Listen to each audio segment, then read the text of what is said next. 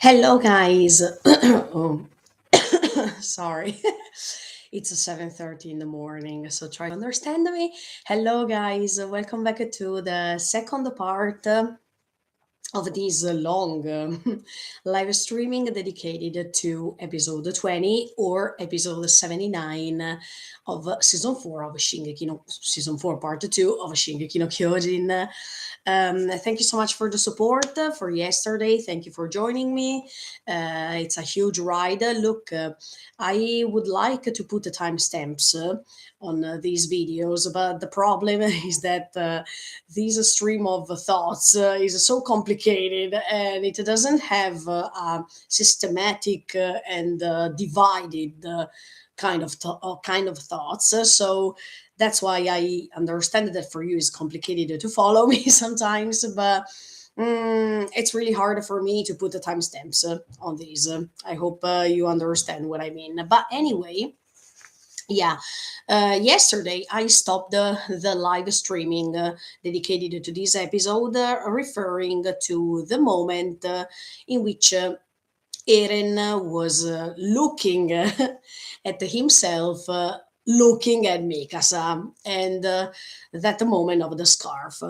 So I will go on from this moment, and I will analyze all the scenes, scene after scene. Plus, I will tell you my thoughts regarding these, so you will understand what I think, basically. Once again, I wanted to say this. These is not something official. These are just my thoughts. These are just all the things that I got from the episode. You can think something different. It's not something that cares to me. That means you can think whatever you want. I think whatever I want. So it's not that somebody is superior than others. We are just having different thoughts, and this is something great. It's better to have different thoughts instead of having the same thoughts. So don't take it personally. These are just my thoughts. So you can agree with them, you cannot agree with them. It's not a big deal. It's not a problem. Okay, I'm starting from the same point where I left yesterday. So after Eren is stopping and taking care of that particular scene in which he is in front of Mikasa, then there is another scene, the scene in which Zeke and Eren are still talking about the power Zeke has. And in that moment, specifically, they are talking about it when Grisha is taking care of other kids because you all know that Grisha was a doctor, so he had also the moments in which he had to take care of other kids and patients in general. But in this particular scene, he is taking care of kids who are strangers and kids who are not his sons. So I think that even that scene and the scene that is coming after are there on purpose because you all know that Zeke didn't have a chance to be hugged by his father, didn't have a chance to uh, spend time with his father as much as he wanted. So I think that when Zeke looked at that moment, while he kept saying, "Look, Aaron, I have all the power. I can guide you. I can go forward with my plan, etc., etc., etc." Looking at Grisha, who's taking care of other kids who are not his sons. And I think that in that case, Zeke maybe was thinking, look, even kids who are strangers to him, to Grisha, can have attention and dedication, the things that I didn't have. So you have to pay, I think, in my opinion, you have to pay attention on the moments in which Zeke and Eren are following this path of memories because even if they are talking, you still have to pay attention on the importance of what they are saying. And I mean, this is what I think. And the fact that we know that Zeke is lacking of attention from Grisha, he is lacking from affection from Grisha, from love, of love from Grisha. These are the most important moments, in my opinion, in which you understand what is Zeke's weak point. And later, Zeke is saying, I have this power, but remember this, I will never abandon you. This is a little bit hilarious if we see what happens at the end of the episode, because we all know that Grisha is commanding.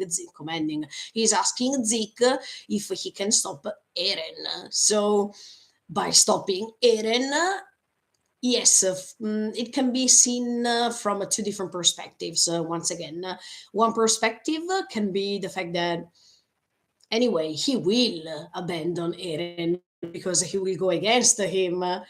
But at the same time, if we see this thing in a different way, anyway, Zeke wants to stop Eren to protect him, to make a way to not abandon him. So, as you can see in Shingeki no Kyojin, the most important thing is how you see things.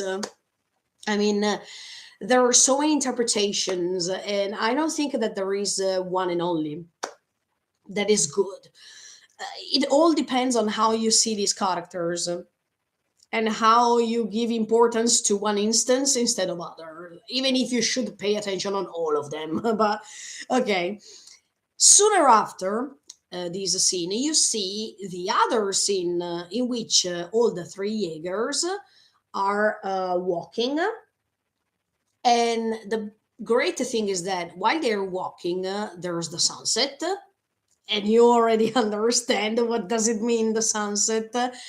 In this case, the sunset can be seen as the end of an era, because another era is starting sooner or later, or even the fact that there is the end of this peaceful context surrounding the world because the rumbling is coming.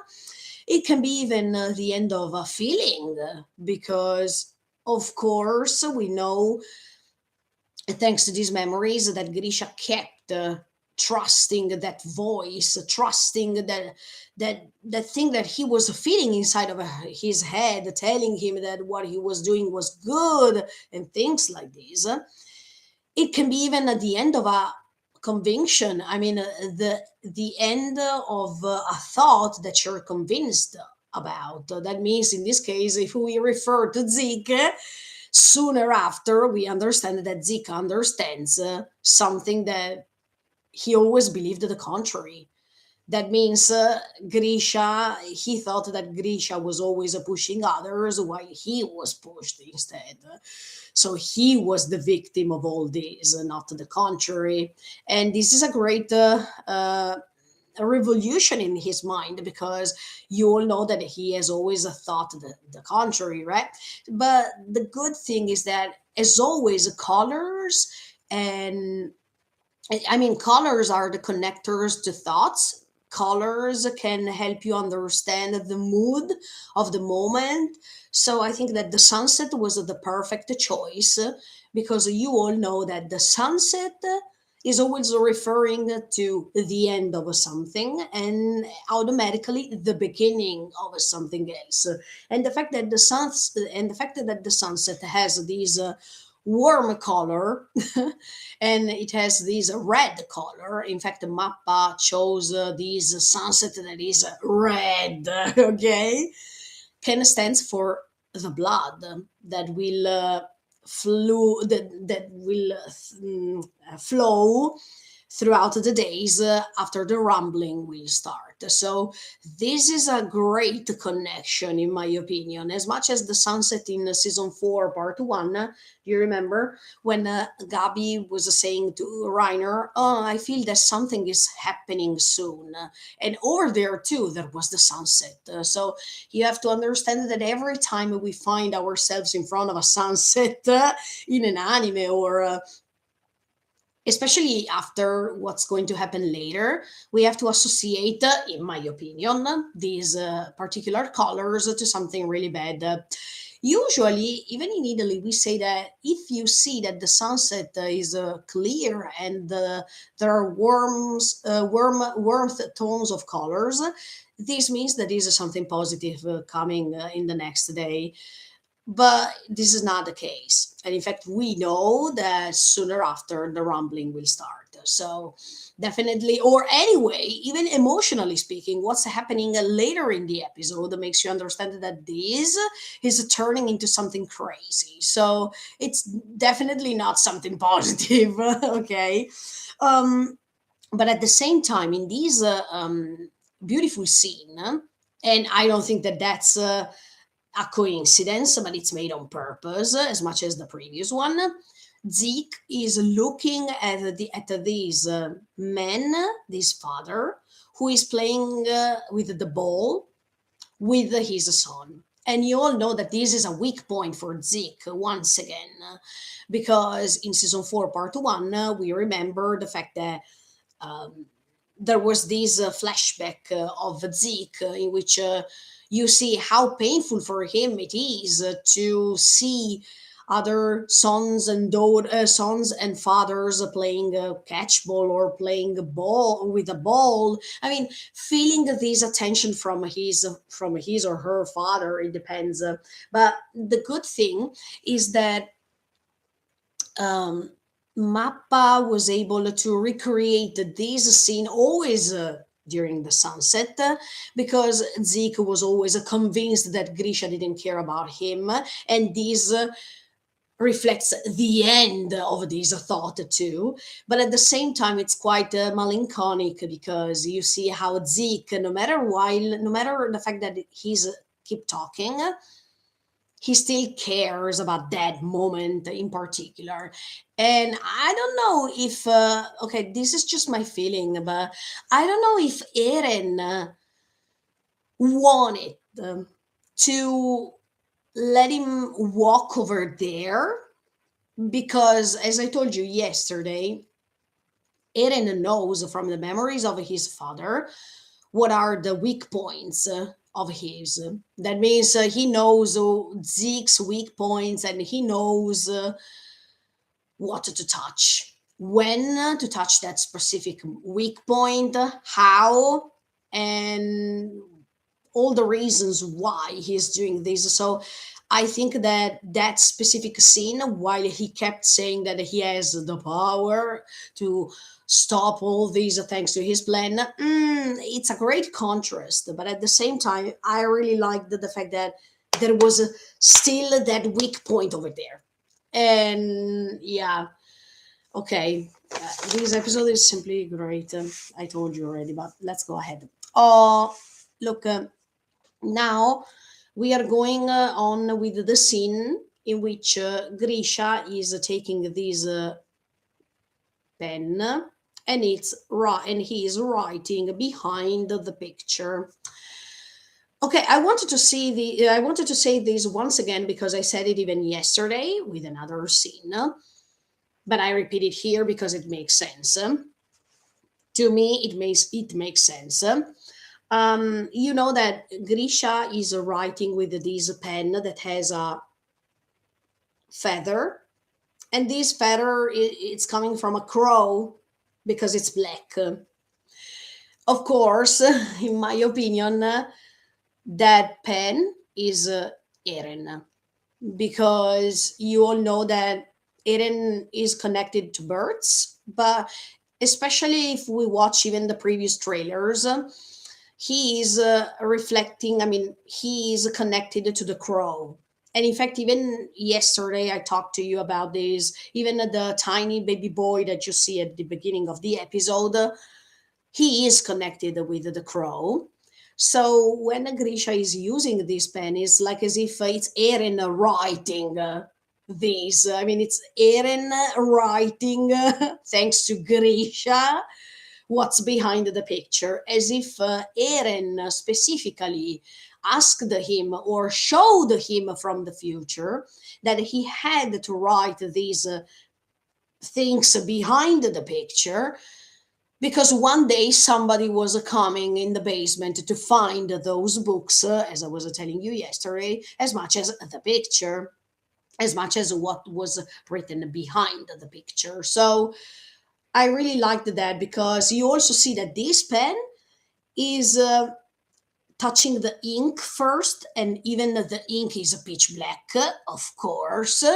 But this was a great detail, in my opinion, because that black ink, it's like this is like a distraction. It's like something that is happening that is malevolent, and the fact that it's the pen touching that black ink before writing, it's like as if Eren, that is the pen with this crow's feather, is writing the destruction. It's writing this story that is becoming the end of the world as we know in Shingeki no Kyojin. So even at that moment in which he is writing everything behind the picture, it's a step forward to destruction. And yeah, I really like this, because everything is taking us to death, desperation, and destruction. And it's thanks to that pen, and thanks to the connection that Eren had with the Grisha, by showing him just some frames, just the frames he wanted, to help Grisha following what he had to tell him, following these instructions, and later we know what's happening. So yeah, definitely I don't think that this ink that you see in this scene that is touched, as if it's creating like a sort of a wave, that is the wave, that it's a black wave, the black wave of death, in this case, and everything is done by this pen that is touching the ink. And as I told you, yeah, that pen, in my opinion, is Eren. And Eren, that is guiding Grisha, because this pen is used by Grisha to write not just the books, but even what's behind the picture. I find these really, really interesting, definitely. And then Zeke is repeating the sentence that Grisha is writing behind the picture, that says humanity is not perished yet. Of course, even by repeating what Grisha is writing behind the picture, at this point, I'm thinking that that's not a sentence made by Grisha, but maybe it's the intention of the Eren of the future to let Grisha write a sentence like this. Because if Grisha is writing this sentence by knowing from what he saw from the future as a memory that somebody is going to come in the basement to find this picture, these books, etc., etc., etc., um, he was commended by the Eren of the future to write humanity is not perished yet. So once people will come down the basement, etc., etc., they will get in touch. Um, they will get in touch with the hope that there is somebody behind the walls, that there is somebody that we still have to discover.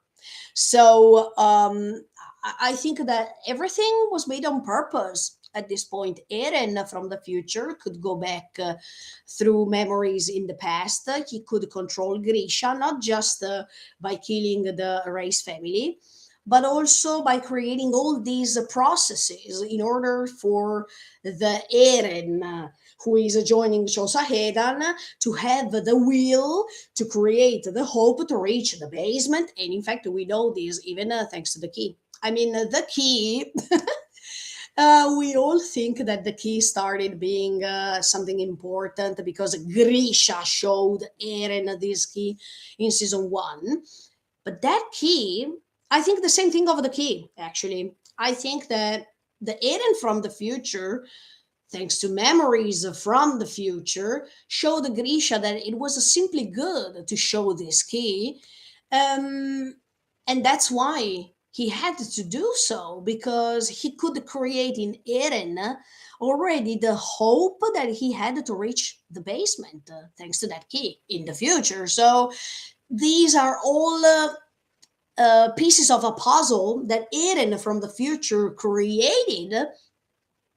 And at this point, let me tell you honestly, even if it's something bad to say, then maybe I will repeat it to you later.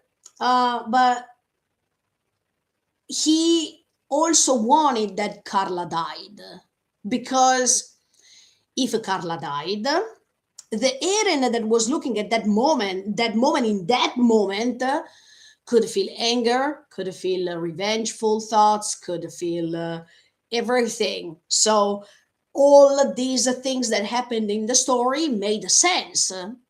The fact that he wanted to destroy all the titans, the fact that the Eren from the future was trying to ask Grisha to write these books, to write these behind the picture thoughts, etc., etc., because if I know from the memories of the future that this Eren is going to join the Chosahedan, that he had these painful moments in which he lost lots of comrades, etc., etc., etc., he also knows that one day there is that key still, and he has to reach the ocean. But how can he reach the ocean without reading the books, without having the key? It's impossible. So Eren projected everything in great details, and in fact, the story went on in this way. And I don't think, yeah, I still don't believe it's just from the race families killing, I mean, murder, that Eren showed Grisha some things. No, it's even before, because everything that Grisha did helped the story become like this. I told you even yesterday, I'm still convinced at this point that Eren from the future asked Grisha, not asked, but you understand what I mean when I say asked. He commanded him, or he suggested him, he brainwashed him in a certain way to behave wrong with Zeke too. Because if, I repeat you this even today, if the Eren from the future is showing some frames from the future to Grisha, in which Grisha sees that the result is positive, just for the frames Eren is showing to Grisha from the future. Grisha believes that it's a right to do so, that even if he has to sacrifice his relationship with Zeke, it's not a problem, because if they can save all the situation, maybe one day Grisha will be happy to see that Zeke also is saved. So by behaving wrongly with him, it was painful for him, and in fact, we know this at the end of the episode, but it wasn't necessary. So even the fact that Zeke was treated in the worst way by Grisha is a piece of that puzzle that makes Zeke betray his parents, makes Grisha reach the wall, makes Grisha meet Kruga, that is going to transform him into the Shingeki no Kyojin, and then he is asking, reach the walls, make a new family, do this, do that. See, everything is a consequence. But that's why I don't condemn Grisha when he behaved wrongly with Zeke, because he was suggested, or as I was telling you yesterday, maybe Eren himself was coming inside, was possessing the body of Grisha by making that wrong face like this to Zeke, so Zeke could feel that he was not loved and everything was did on purpose. This story, as I told you, makes you understand that there are so many things that you should pay attention on, but it depends on the perspective. But there is one fact that can't be misunderstood, is that Eren guided everyone. I mean, Eren created this story as if he is, as I told you yesterday, an omniscient viewer, a person who knows everything already because he created this. But anyway, humanity is still not perished. We are still there. Um, Also, the fact that everything is written in that behind of the picture as if it's well detailed, and there is even that picture. It's all made on purpose because if Eren, Mikasa, Levi, and Hanji saw that picture and started to read the book, in which you hear that all the Grisha's story. So these vengeful thoughts they keep raising because you know about the discrimination, you know about the fact that everything started from Grisha, you know that now he had to end that story, you know that there is Zeke, who is the step brother of Eren. So all these things are creating what's coming later. That means try to go on the other side of the ocean. So it's like as if it's a after message or a message for the future in this case. And we all know what happened later. So even the fact that Eren had to go to Liberio to infiltrate over there to talk to Falco, everything is already written. So it has to be like this.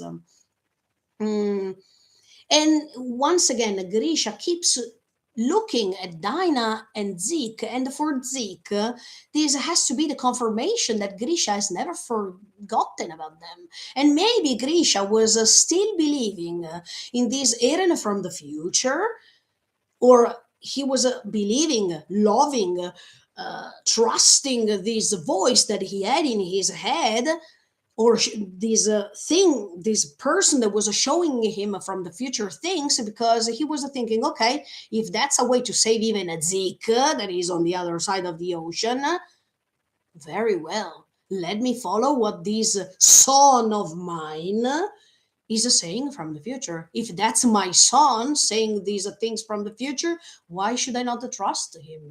Or if this son from the future is showing me things from the future like these, why should I not trust him? I should. But later in the end, we saw that it was a huge mistake. Mm,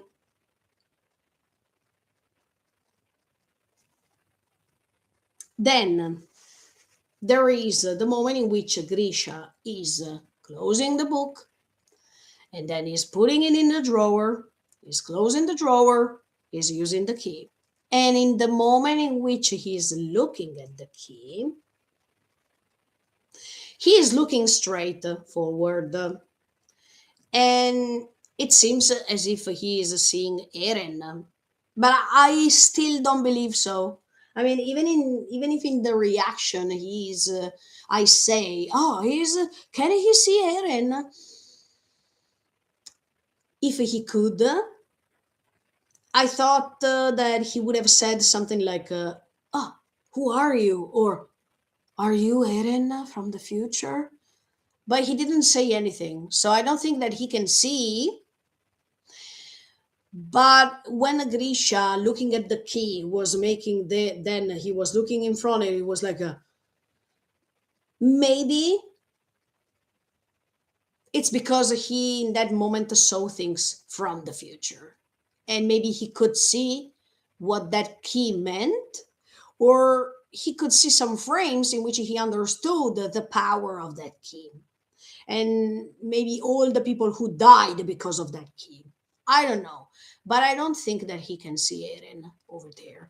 It's just a beautiful coincidence that it seems that Eren is in front of him, and it seems that he's looking at him. But maybe in that moment, Eren, by being in front of him, it's just an energy, it's just a presence over there that can have the power to show Grisha some moments coming in the future regarding the key.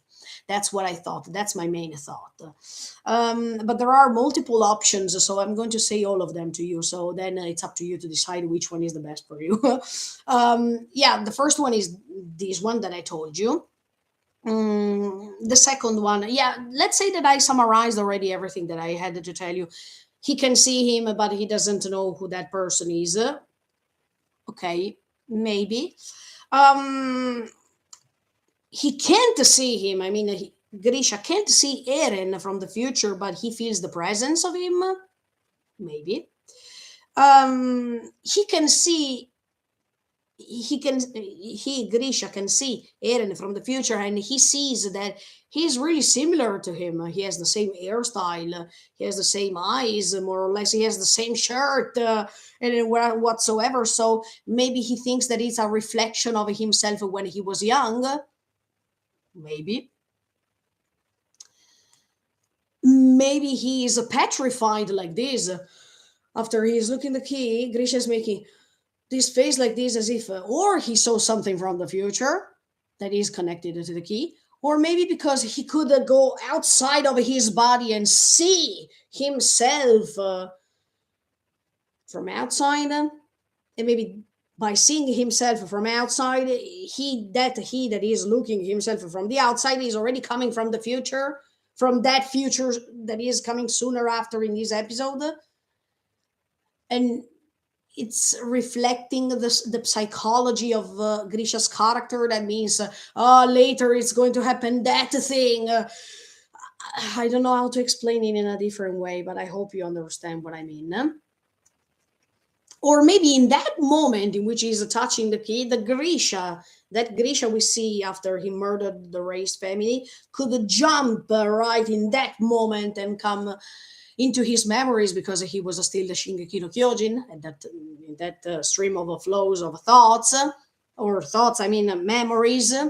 It could be that too. I mean, as if the Grisha that is over there going crazy after the murder of the Race family can jump right into this scene, as if Grisha can be there present with the Jaegers. Everything can be, but let me tell you one thing. If we follow Eren's sentences when he says, you have to move forward till and after your death. I think that after your death is even more important than the first part of the sentence, because this means that Grisha, even if he is dead, can still be there somehow. I don't know how to tell you, but these these penetration of time through space, and the fact that he can still move forward even after his death, it means that maybe he can jump inside some particular memories, still, no matter if he's dead, and do or say what he really wants to say. That means somehow to move forward with his intentions. This is pretty interesting, but I think the most option, the most amazing option should be the fact that he is not seeing Eren. Once again, I say this because otherwise he would have said it. He would have said, Eren, or who are you? Is that me from the past? Are you the Eren from the future? Are you my son? Etc. etc. But he didn't say anything, as much as for Zeke, for example.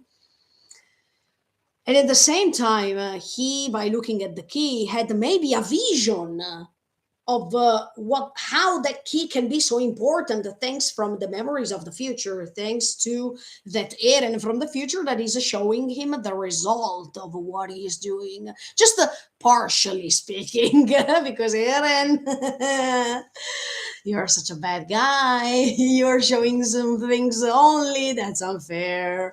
But anyway, yeah, this moment of the key was simply amazing. Yeah, and then we go back, because there is a connection, a direct connection, um, in which we see the um, the key that is closing the drawer. He's looking at him, at it, and then in the next scene we already see the moment in which he's showing Eren the key. So I really like this, but let me analyze even this scene. That it's the same scene of season one, but the difference is that Eren and Zeke are watching this time, are checking everything. First of all, okay, I don't know if it's a coincidence or not, and this I told you and I told you this detail even in the previous live streamings when I was going back to season one a second in order to analyze some things regarding Mikas and the butterfly, but this doesn't matter here right now. But when Carla is turning like this and she says, "O Kairi," there is a bird turned upside down in front of her, a white bird turned upside down in front of her. Is that a sign that she's going to die? Is that a bird, Eren, who's going to die at the end of this story? I don't know, but there are always birds turned upside down or birds caught by the neck of them. So, but anyway, oh, then there is a beautiful sentence of Carla. That is, you have red ears, so it means that you're lying. First of all, this is Carla, his mom. And of course, all mom can have a special connection with their sons. Carla knows Eren more than himself. So maybe if she was keeping being alive, it was a huge problem for Eren because he couldn't lie to her. And I don't know if this is connected with her death or the fact that Carla should have been dead because of this. Because, of course, if later in the future Carla could detect his real plan or could understand when he was lying, the story would have been different. But the story is already written, so it can't be modified. It can be modified only by Eren himself, but not from the actions of others. Um, and then Mikasa, at this point, you should have checked the ears. When he was telling you, look, I've always hated you since we were kids. You should have checked the ears of Eren to see if they were red. So you could have understood if he was lying to you or not. Um, and the big Eren that is looking at this scene in the meantime, he is having a sad face. I mean, he is having this melancholic face, as if, of course, he knows what's happening next. And at this point, he feels so sad because he created all this. And that means that he created even Carla's death. Yeah, there is no other thing to say. But he looks so sad, also because I'm pretty sure, as I told you yesterday, that if Eren could have had the chance to find another way and to be ready or to have the chance to go back in time and stay there where there was the perfect representation of a family, where there was a happiness, where everything was staying still like this, he would have gone there. I mean, I still think that Eren, by looking at these scenes, really wants to stay there, or he misses those moments so much, and he is also feeling so bad for everything that he caused, because he caused everything. He still feels bad that he had to cause Carla's death and to reach that moment. So as I told you yesterday, when people are saying that Eren is just a demon, I don't think so. Eren is a complicated character that you can like him or not, but you should wait a little bit before judging him. I think that you should take time to analyze him or take time even to comprehend him, even if this is something pretty unnatural to do. But the more you try to comprehend the characters, the more you can expand your horizons. So I know that it's not easy to say good things about Eren in this moment, but at the same time, I think you should pay attention on his face while he is looking at these scenes. You should pay attention on how Eren feels still sad and melancholic or melancholic, he can feel also guilty for what he did. And you see it many times, even later when there is the Race family's murder. You can see that in his eyes, there is the feeling of guilt, the feeling of regret, the feeling of melancholy. So even if you think that Eren is a demon only, I don't think so. Otherwise, Eren would have behaved wrongly in all situations, everywhere, with everyone, but it's not the case. So I know that this is hard for you to understand him or to appreciate him and what he's doing. Yes, it's hard. But at the same time, you shouldn't forget the fact that Eren has to move forward no matter what. And if we see even these faces are representing the fact that, Mom, you died because of me, because of the project that I was making. I caused your death. And trust me, I didn't really want that you were killed. But I have to move forward because of what I am. So, I mean, it's hard to interpret this sentence that I'm saying, but it's coherent. It's coherent at this point with all the story we saw, and it's coherent with what he is, because he's not changing for others, and that's something that the Shingeki no Kyojin is doing anyway. So he is coherent, unfortunately. And I'm not saying that what he will do next is good.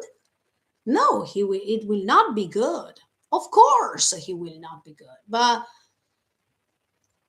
also have to remember who is doing this. And who is doing this is the Shingeki no Kyojin. So I can't erase that thing. No matter if it's right or wrong, I can't erase what he is. Otherwise, I'm going against these characters' features, okay? And this is something wrong to do. Anyway, mm, so is this a reason why Carla died? I mean, is this a reason why Carla had to die? Not just because it had to cause so much pain on the Eren that we know in season one, and this let Eren understand what he wants to do, and he's pursuing his goals, etc., etc. Is that why Carla died? Or Carla died because she had to die? Otherwise, she could have changed Eren's behavior later. Two options. Everything can be at this point. And see, even from a sentence like this, that we see this sentence now, everything is changing as a meaning. Uh, I mean, everything is changing.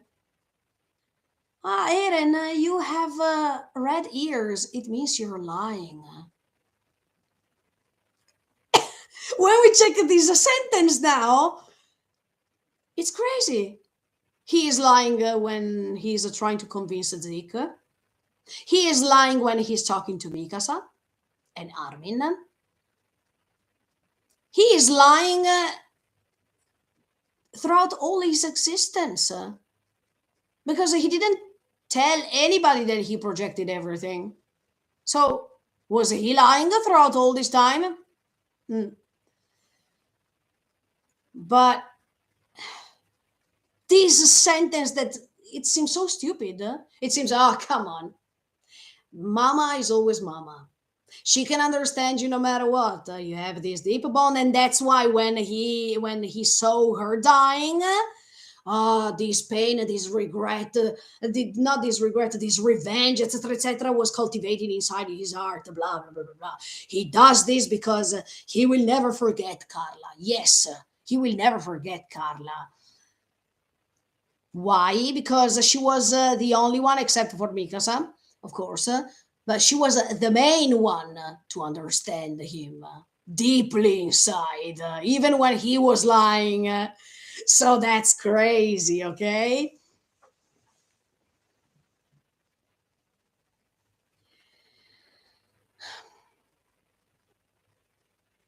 Or when Carla is dying, is it because, yes, referring to what I told you before, is it because Carla, by knowing him so much, he could have limited, she could have limited his freedom? Because we all know that even next, she was saying, no, Eren, it's better if you don't join Chosahedan. It's a way to stop him, right? So was it better to kill her also for this? Because anyway, she was limiting, she was limiting, sorry, the freedom he had, or the freedom he wanted to reach. We have to think about this. At this point, we have to think about these things too. But anyway, and then there are some red flowers outside. There are so many flowers, red flowers on this side, but there is a reflection of some flowers in the window. If you count, if you count the number of the flowers over there, 5 flowers that are the same 5 flowers. No, I mean the same number, the same 5 number that we see thanks to the Mikasa's background flashback when she's talking about Louise with Louise. And even in that case, in that flashback, we see 5 birds flying. And before, those birds were not there in that flashback. I checked it in episode 6 of season 1. They are not there.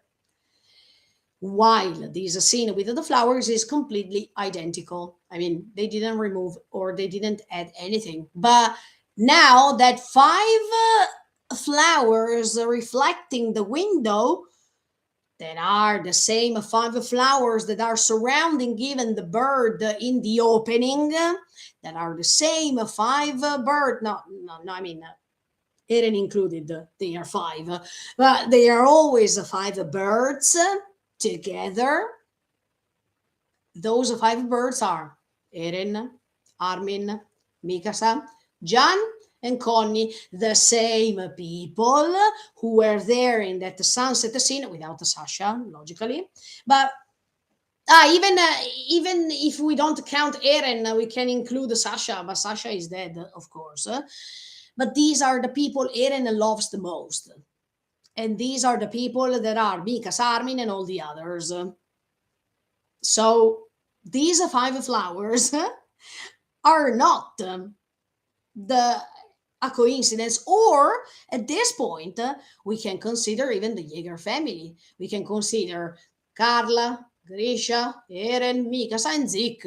Anyway, it's a family, but that 5 is not a coincidence, as much as it was not a coincidence in that flashback that Mikasa had while talking to Louise. It's not a coincidence. But anyway, then Carla, by knowing that Eren wants to join Chosahedan, she says, "Do you know?" Even this question now we can see it in a different way. Plus the answer, okay? Because Carla is asking him, "Do you know how many people died outside the walls?" The answer, "I know."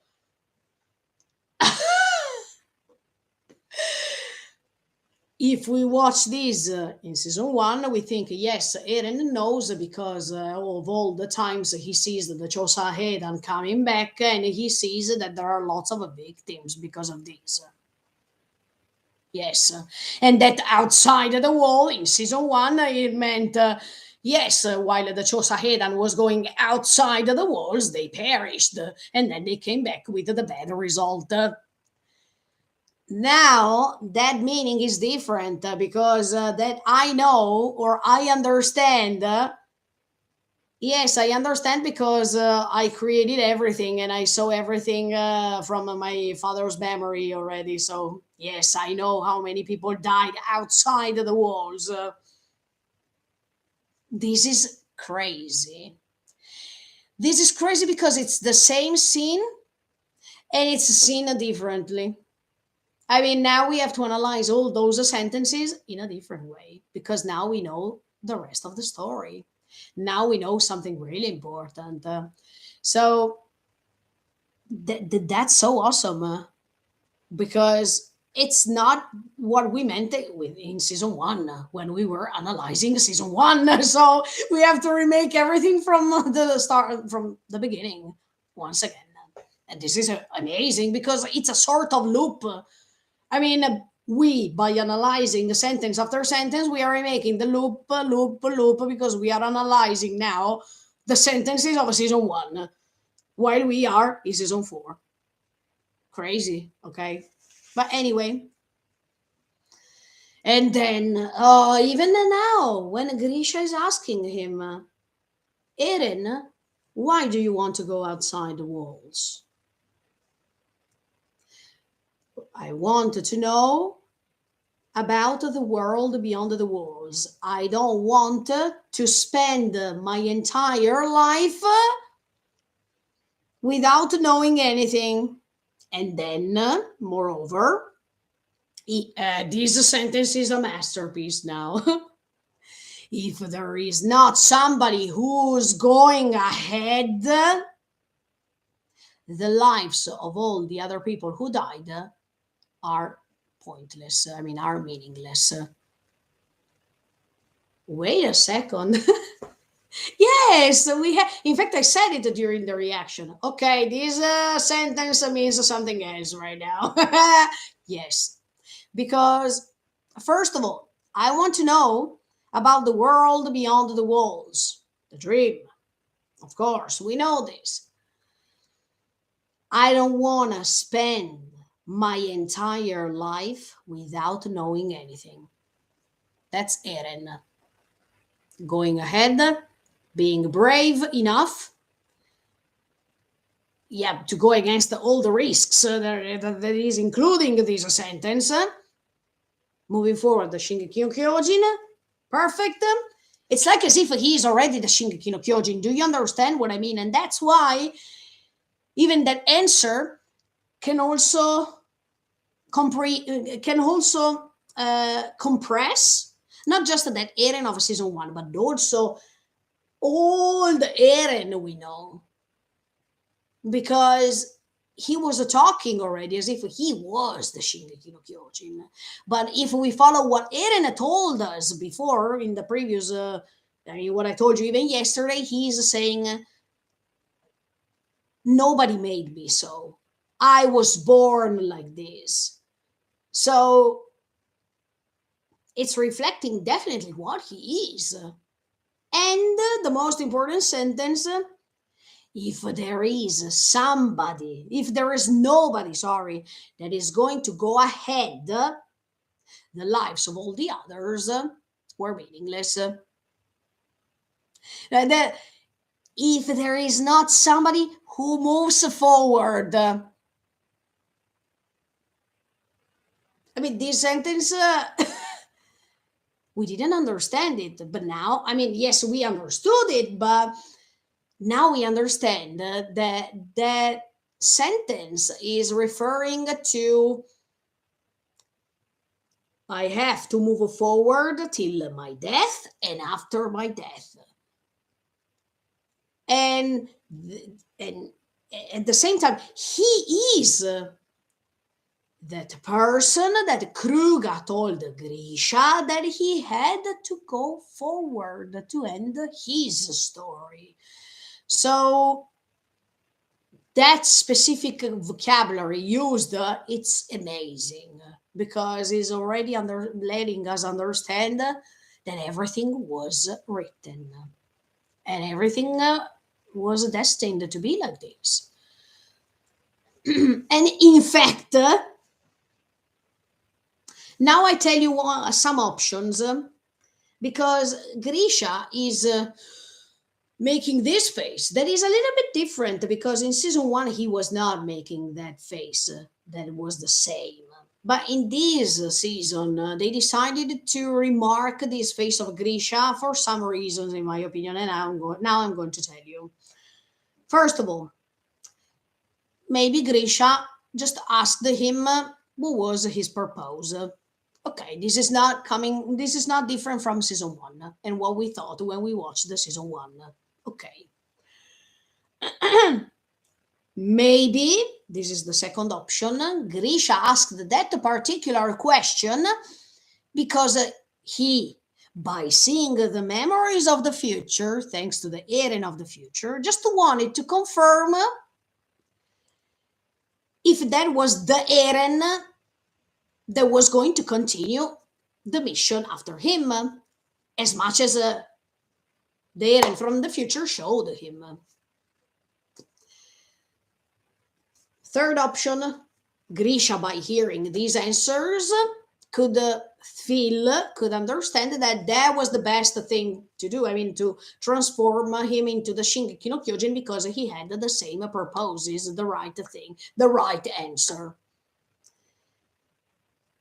Fourth, of course, he because he had his same purpose as when even Grisha was young. That means to restore Eldia and to create this sort of a peace inside his mind that is connected with all the promises that the Eren from the future, by showing him a few frames or by instructing him mentally speaking,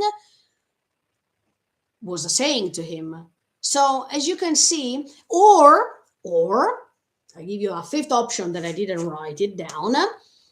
Maybe Grisha once again, by doing every time Grisha is doing, is it because he in that moment saw something from the future? Maybe. Maybe he saw another frame of what's happening from the future in the moment in which Eren told him his answer. Maybe.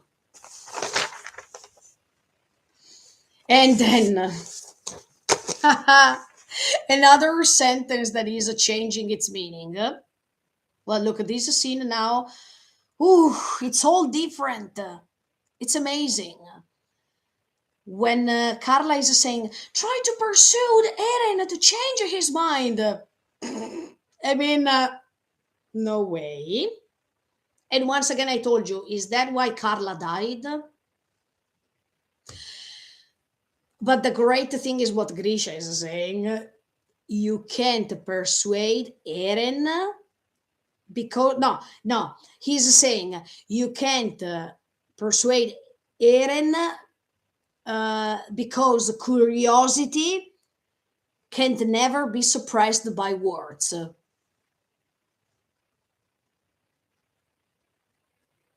This sentence is awesome if we see it now.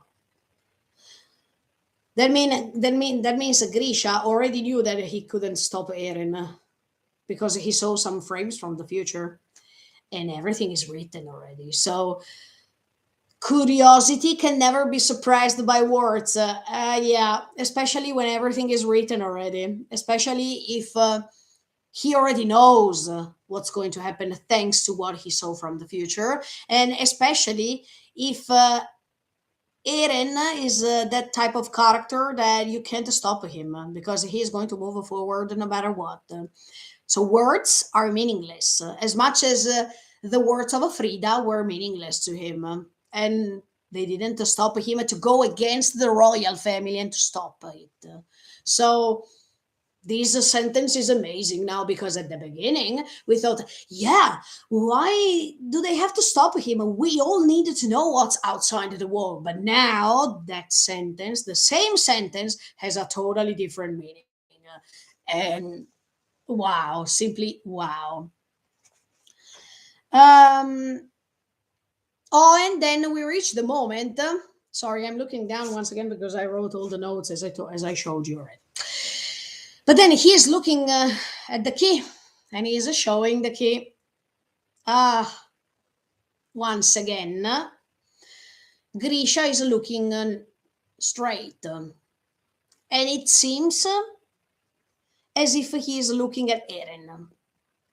But once again, if he saw Eren, I think that he was not silent. He was not staying silent because all the times he's seeing Zeke, he's saying, Zeke, Zeke, are you there? Zeke, is that you? But in this case, he's not saying anything. So I don't think that he can see Eren, but he can feel him.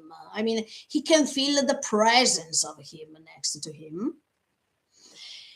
As much as by showing the key, it's like as if he's doing what he was told to do. That means now it's time, Grisha, that you show the key. Let's show it. It's like as if he is commanded. He's like a marionette, especially when we are talking about the key. So, or is that the reason why, even in this case, it seems as if Eren can be the one who's possessing Grisha in that moment to show the key, and it's going against Grisha's will because Grisha already can see some things from the future and he knows that that's becoming something really bad. Everything can be, actually. But let me tell you that I think that even in that case, when he's showing the key, as much as he was suggested previously by the Eren from the future, he is seeing something really bad. In that moment when he's raising the key and then he's doing like this, every time Grisha is doing this, and I don't think it's just a coincidence. Once again, I think that he's seeing in that moment that maybe Carla can die, or there is the risk, or he can see destruction in that moment. I mean, he can see everything, but specifically, he is seeing something in that moment. He is raising the key to Eren. Show it to Eren. Is he seeing the fact that he's condemning him with that key?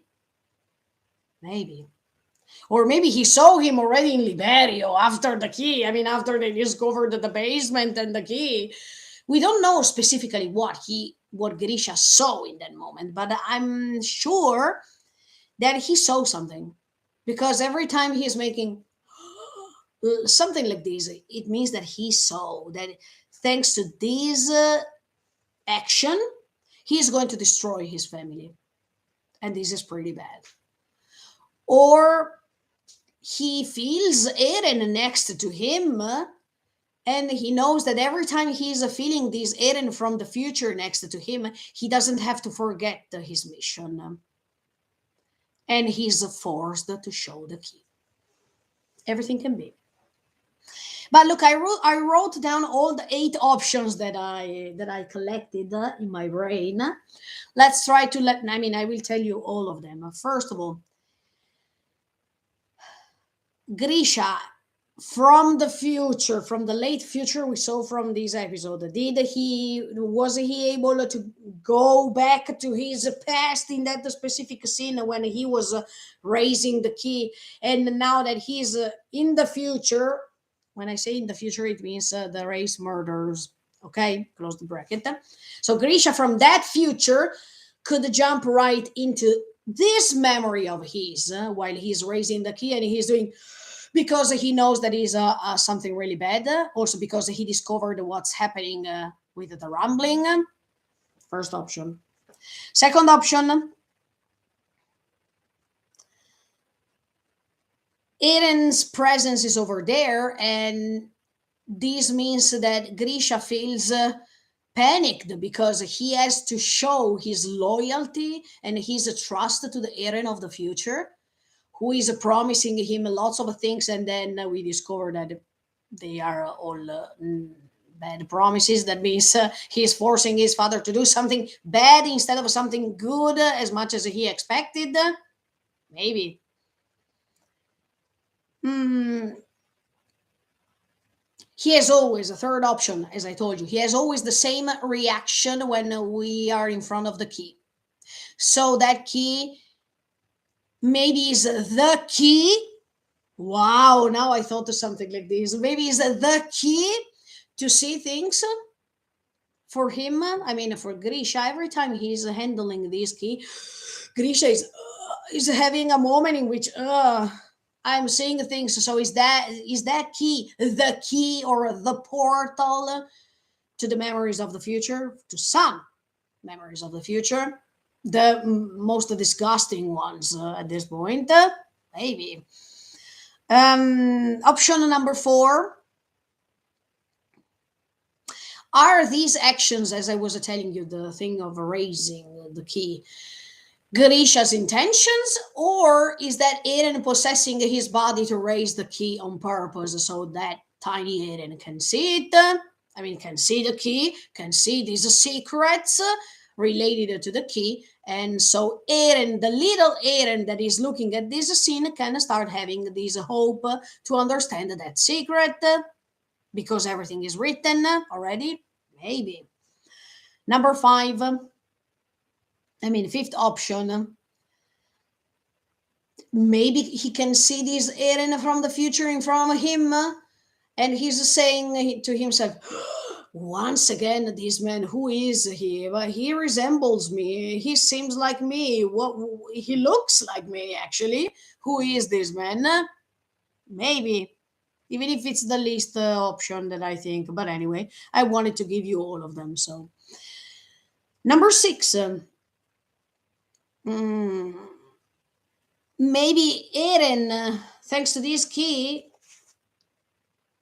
he wants that he uses this key on purpose because it's the only way to see the results of it. And in fact, Grisha is seeing something, in my opinion, thanks to it. Number seven, option seven. The Eren from the future demands that Grisha has to show that key to the little Eren. So Grisha is forced. It's like as if he's moving his arm because he is instructed by somebody to do so. And he is making that face because he's afraid in that moment. He is afraid that if he is not following what he is doing, maybe his consciousness will be dirty because he didn't follow the project. So it's better that he does it, otherwise he is afraid that something bad can happen to his family, maybe because of all the promises this Eren from the future showed him. Maybe he showed. The Eren from the future showed Grisha, look, if you do something like this, there is hope. The result will be amazing, etc., etc., etc. In fact, at the end of the episode, we see the disillusion of Grisha because he's seeing something that is totally different from what he expected. But now his role is over because he did everything that he had to do. Or number eight. Thanks to that moment of the key, he already saw the rumbling.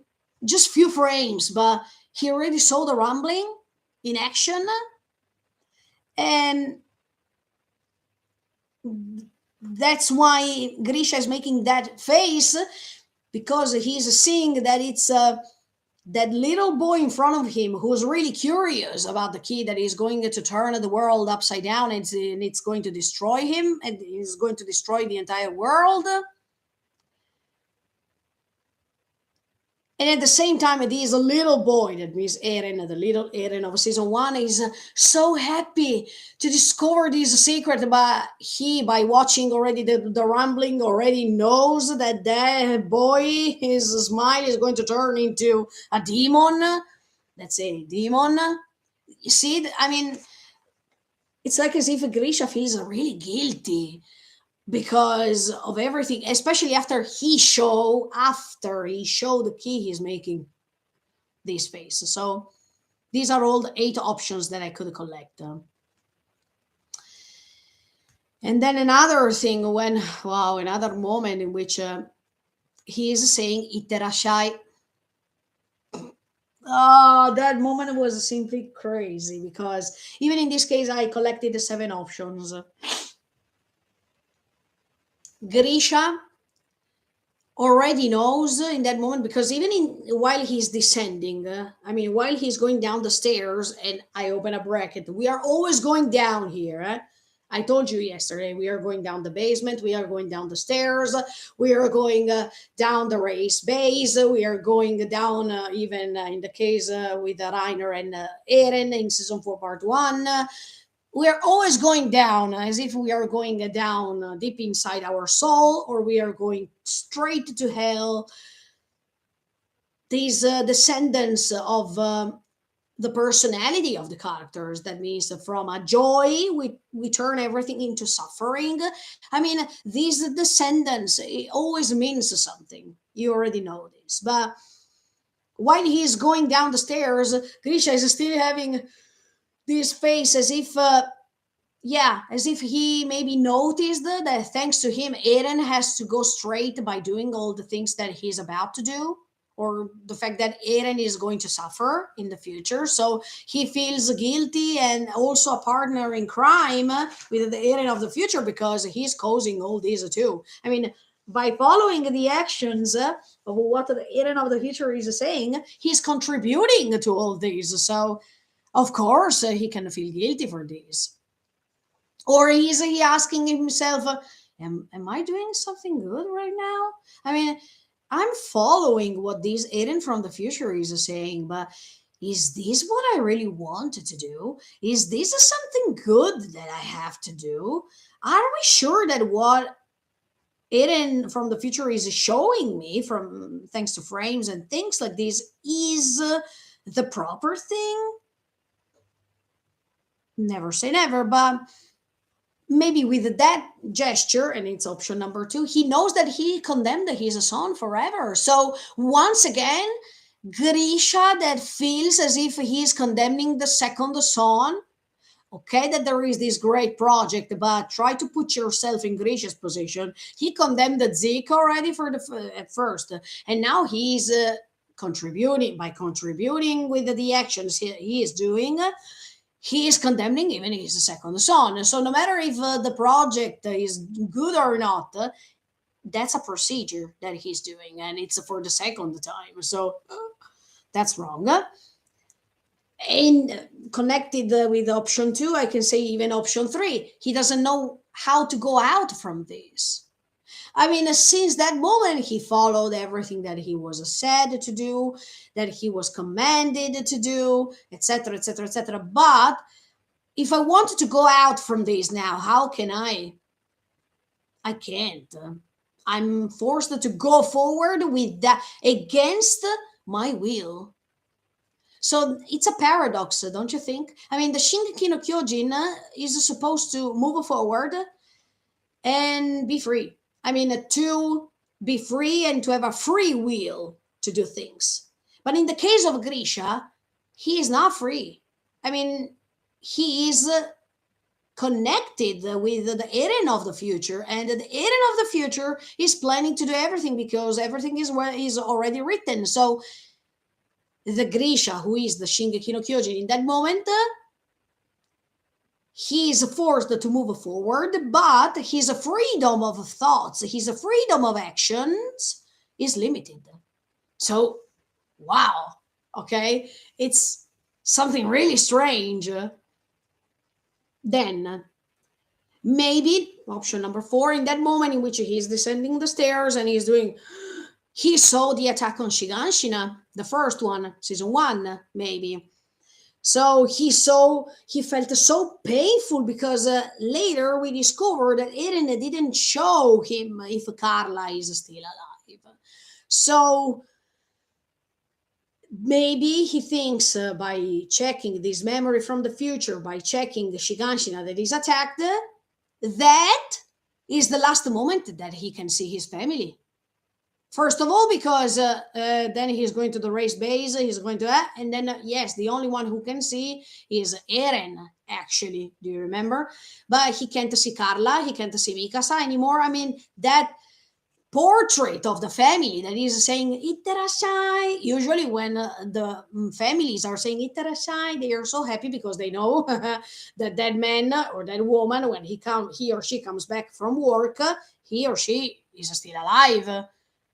They know that he will be back, he or she will be back. But in the case of Grisha, by descending the stairs, maybe he saw the attack on Shigan and he thought, I feel as if I am a piece of shit right now because by doing what I'm doing, I'm not seeing my family anymore. So I feel so guilty for this. And he already knows automatically that all these smiles are turning into death, complete death. Okay.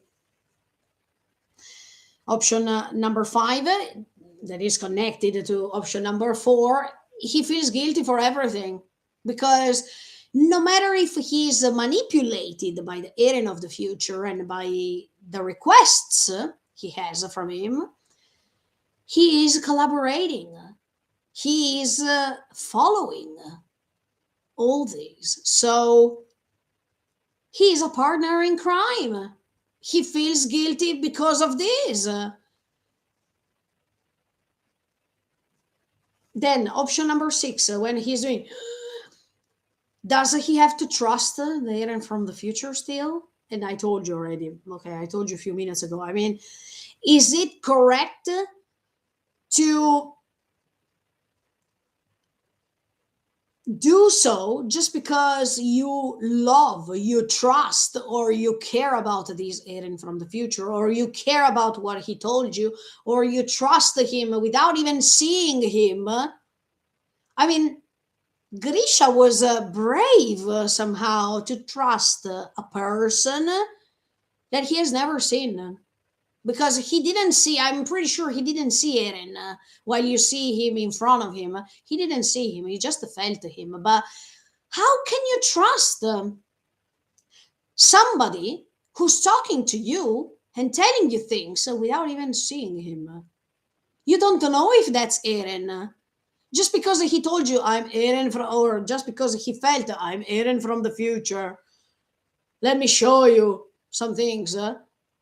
Who knows if that's Eren? He can be somebody else pretending to be Eren. But Grisha at that time preferred to trust what he saw, trust what he felt, trust everything because he was indoctrinated in a certain way. And he was shown that by doing what he was doing, the result was pretty positive. The result was the restoration of Eldia. So, okay, let's do it. Because anyway, no matter how bad it will be, or no matter how bad the circumstances will be, if at the end, the result, I was promised that the result is simply beautiful, I still trust it. Let's go ahead. Then, once again, Grisha and the sunset. Once again, thank you, Mappa, because you made a great frame. I mean, a great scene in which you see Grisha surrounded by birds who are flying, that are flying away. And the tones of colors is simply amazing. Absolutely. Congrats, Mappa, for what you created. Once again, there's the sunset. That means there is a beginning and there is an end. I mean, no, I convert this. There is an end and there is also a beginning of something else. And of course, we know that after the scenes that are coming later, there is something new starting. That means the loop is interrupted just because of Eren. So that's the first time that the loop, as we all know, is interrupted forever because thanks to Eren's decision to force Grisha in that moment, the royal family is eaten and we go against this vow of the war, the show. So we are going for the first time against this principle that was the principle for everyone. But we needed a Shingeki no Kyojin, and in fact, later they are going to explain us why. Then, of course, once again, there is this sunset and it's pretty red because of all the blood that will be spread later.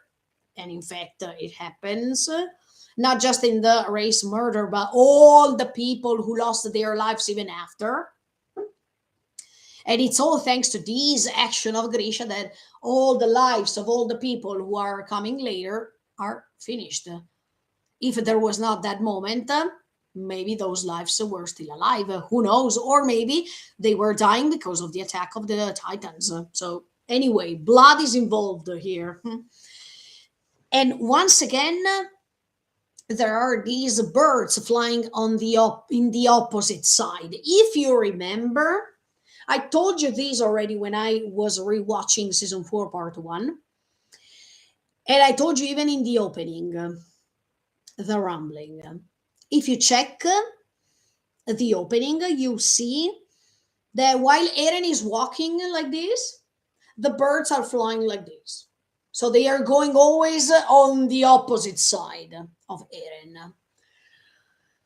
If you remember season 3, part 2, when they reach the ocean, and you remember that Armin is turning his head up like this, he is seeing the birds going on the opposite side of the direction they are going. Birds who go, birds that go on the other side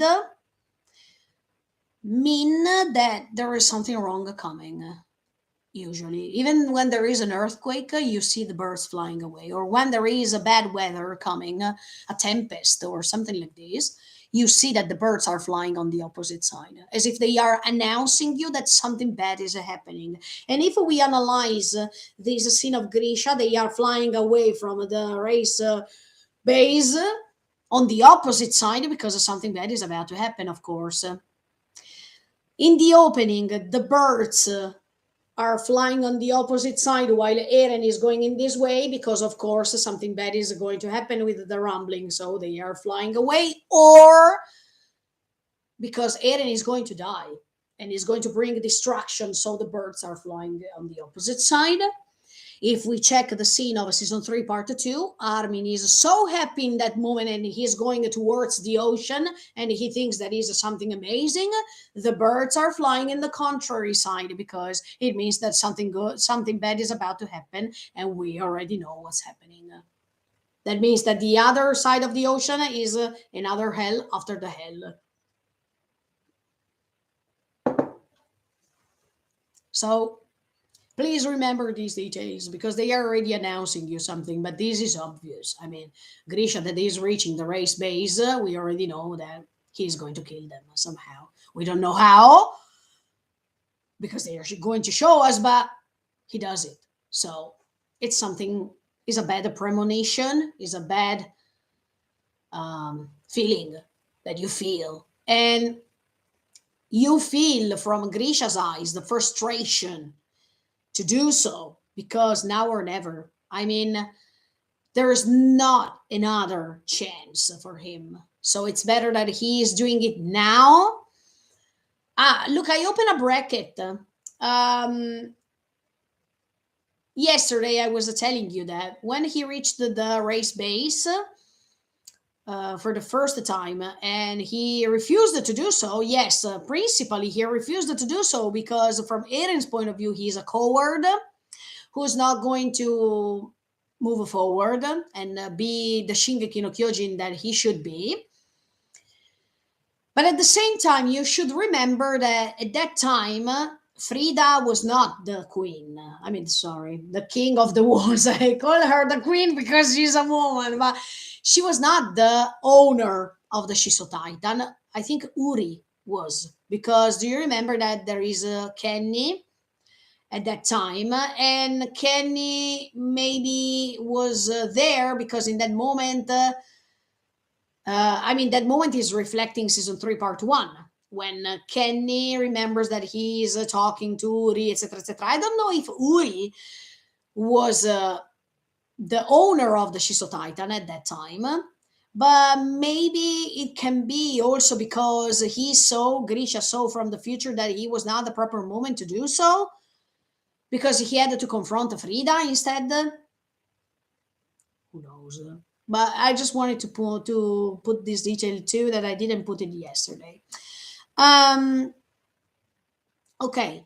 Um, and in fact, that event of Grisha killing the royal family will change the events that are coming later. So that's why I tell you that this will be the interruption of the loop once for all. Okay, then we jump into the Frida's scene. Whew, okay, and then there is one great representation of the Jaegers because Frida is confronting the Jaegers somehow. And wow, that's crazy. But you see that Grisha is in the middle, Eren is here, and Zeke is here. As if Grisha is having the tiny angel here talking to him and telling him, "No, don't do it, don't do it." And Eren here on the other shoulder, do it now or never. So, wow, it's like as if he has the devil and the angel here. Do you remember that the specific detail in which you see a person and tiny evil, tiny devil here, tiny angel here, the same. Okay, that was awesome. And once again, Grisha goes there to say the sentences that he's saying because he's trusting what he saw from the future. But at the same time, he's a little bit afraid of the consequences because Grisha was not brave. We have to remember this. Grisha was not brave since the beginning. Since he had this new mission he got from Kruga, he has never shown us that he's brave. So we can't expect that he's brave now because he is not. He was forced to do so. He didn't want. He didn't want. So and I think that he is also anxious because, oh, will this be okay? I mean, I have to do this, and this, so Eren will be happy.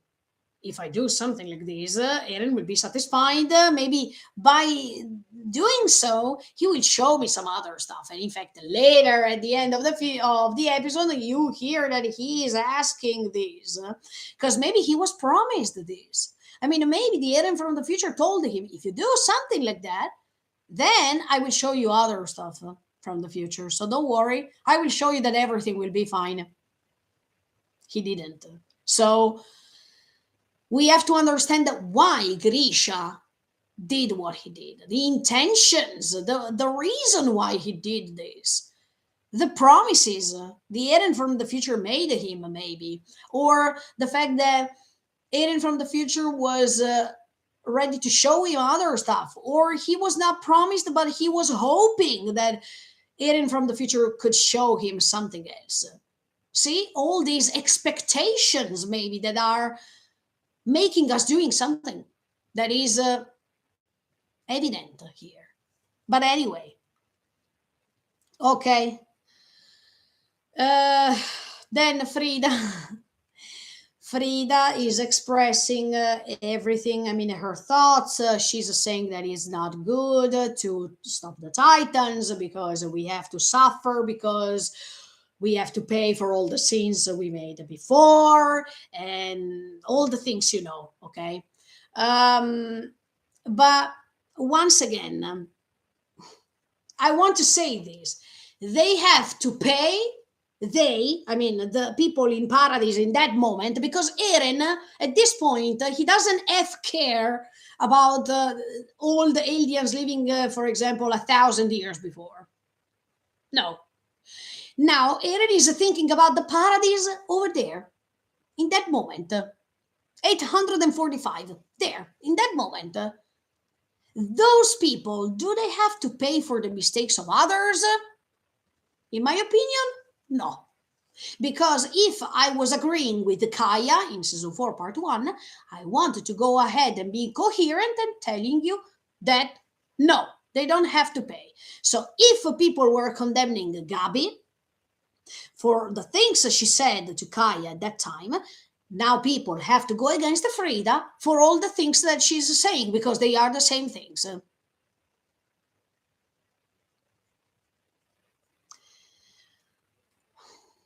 How can I explain you this? Let's see if I can. And I know, and I hope that I am not misunderstood. The paradise people living in the Eren's life. I mean, in that moment, it can be Hannes, it can be Mikas. I mean, all the people inside the paradise. Okay, in that moment, I'm not talking about the previous people or the people who are coming after. Those people in that moment. Okay, they have never done anything to Marley or to the rest of the world. They have never done anything. They were living peacefully inside of the walls. They were not doing anything, etc., etc. While the rest of the world was still having a bad opinion about paradise at that time too. They were still forcing others, especially kids, to go to war to destroy paradise at that time too. So all the people who are saying that the rest of the world is innocent, no, they are not innocent, because the rest of the world is still thinking that paradise people are Akuma, even in that moment. And even kids were thinking something like this. So even Gabi was thinking that they were Akuma.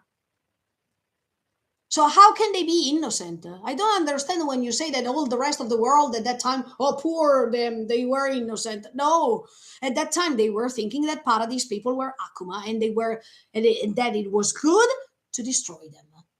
So how can they be innocent? Paradise people didn't do anything. I'm talking about episode 1 when the colossal is appearing, etc., etc., etc. They didn't do anything to harm the rest of the world. So the people living in Shiganshina or in Trost or la la la la la, etc., etc., they were innocent because they didn't do anything to harm the rest of the world. But the rest of the world, kids included, because even the kids were thinking, look at Gabi, Zofia, Udo, they are kids, in my opinion. They are not adults, okay? But they were thinking that they are Akuma, so they are not innocent. So, should the paradise people being killed because of this? No, no, because they don't have to pay for other people's mistakes, especially because they have their memories erased. So they are even more innocent than the concept of innocence, because they don't even know what happened. It's unfair what happens to them. Let's try to put ourselves in paradise people position. They are killed, they don't even know why. Like this, randomly. Bye. Così. Boom. Their memories are erased, but who cares? If they don't know, it's better. If they are ignorant, wow, what Frida said is simply disgusting, okay? If they are ignorant, who cares? The most important thing is that the rest of the world is not suffering. But no matter, okay, no matter what happened 2,000 years before, no matter if later we will discover that Ymir is a asshole, okay, let me tell you, no matter if we discover that the Eldians were creating a war 2,000 years before, and they were, thanks to this power of the Titan, they were killing Marley, the rest of the world, etc., etc., etc. But that was 2,000 years before. That was not now. So it's stupid. What Frida says is simply stupid. As much as when Gabi said those things to Kaya, and even in that case, I didn't agree with Gabi.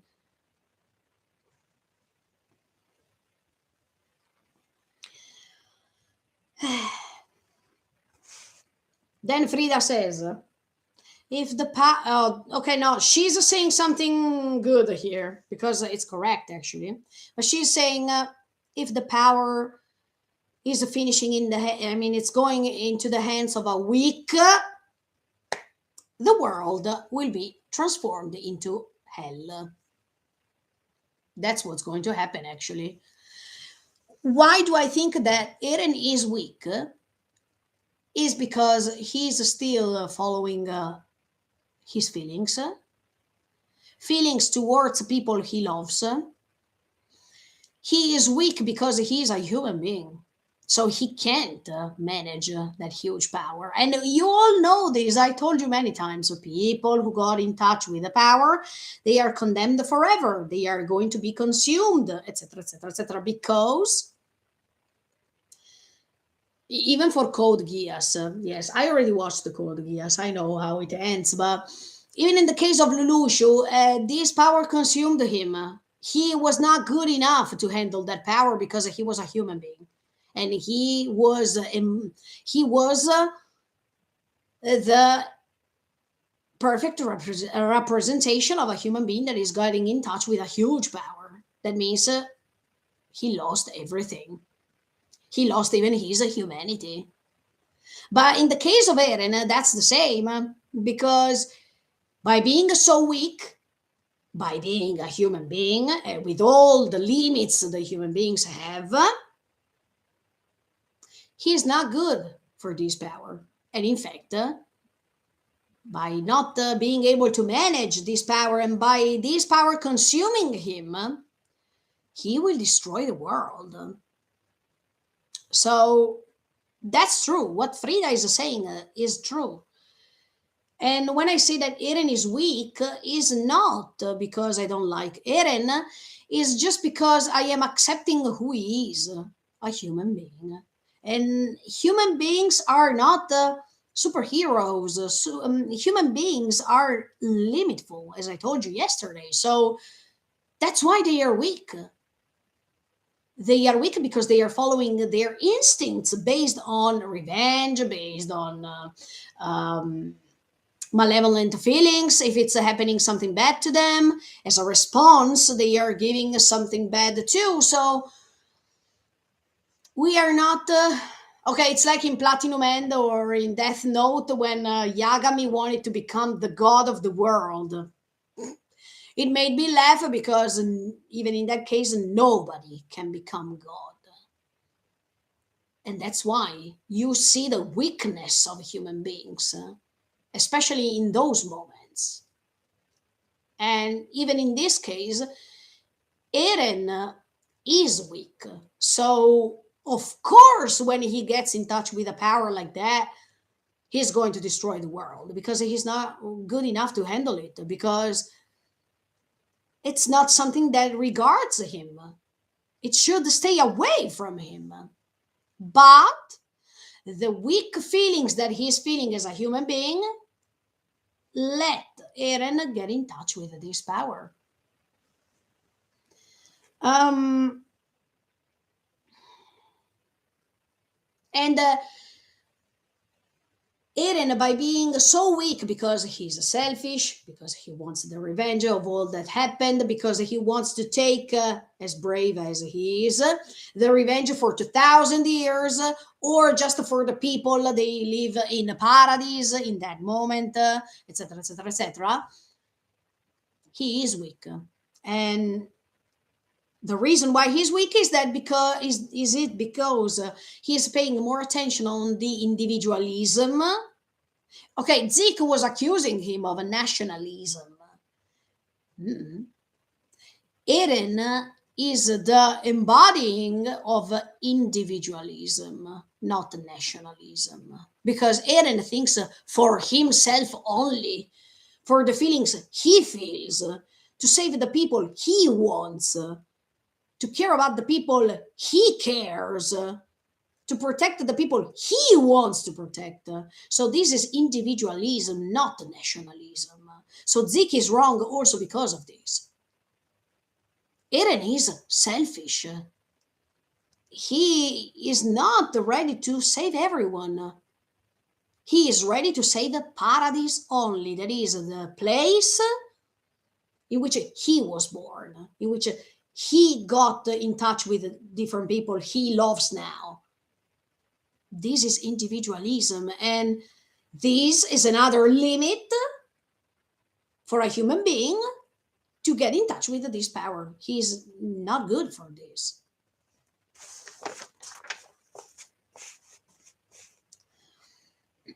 And then Zeke, of course, agrees with Frida. Of course. We don't have to doubt about this. And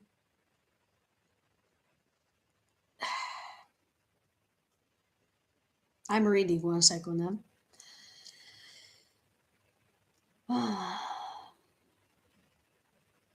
But even Zeke, he's wrong because he thinks that he has to pay for something that happened 2,000 years before. No, Zeke, you shouldn't pay for this. That's why you're wrong. You can't be used to create this atonement. It's wrong. And then while Frida is talking, oh, Eren is having a face that he simply hates her. He is really disgusted by the words she's saying. And that evil representation of Eren, majestic. I really like it. Thank you, Mappa, for representing us all the disgusting feelings that he's feeling towards Frida in that moment. That was simply amazing. I really like that. Yeah, it's like as if the hatred that he's feeling is coming outside his own body, his own eyes. And remember this, throughout this scene you hear that this tension that is raised as if you boil something, and when the boiling procedure is raising too much, is going to explode. Okay, I liked that detail. The moment in which Eren is starting as if he's boiling inside. So great. Or maybe in that moment when Eren is making that face, is he also angry because Grisha, instead of acting, instead of doing what he was supposed to do, he's still there to listen to her? I mean, maybe Eren feels once again disappointed because Grisha was supposed to go there to tell her, look, can you stop the Titans? No, okay, let's attack him. Let's attack them. Dun, dun, finished. But Grisha is still there. Try to talk to her. So is that why also Eren is making that face? Not just because it's towards Frida and his hatred, his hate towards her, but also because he wants to say, Grisha, come on, you should attack now. You shouldn't. Take a step back. Come on, you're the Shingeki no Kyojin. You should attack now. Move forward. She says no. Okay, go ahead. No, he's still there talking to her, and that's a problem somehow. And then Grisha, anyway, he's saying something correct because the memories of all these people, as I told you, they are erased. So this is really unfair. Even if it's even unfair to have their memories back and tell them, look, I have to kill you because 2,000 years ago something like that happened. Are you ready to die? I mean, no matter if the memories are collected back in their brains or not, anyway, it's unfair. So okay, but this makes you understand the brutality of this, because you want their memories to be erased and being killed like this without a reason, even if that reason is wrong anyway. This is something really stupid. Huh? Um,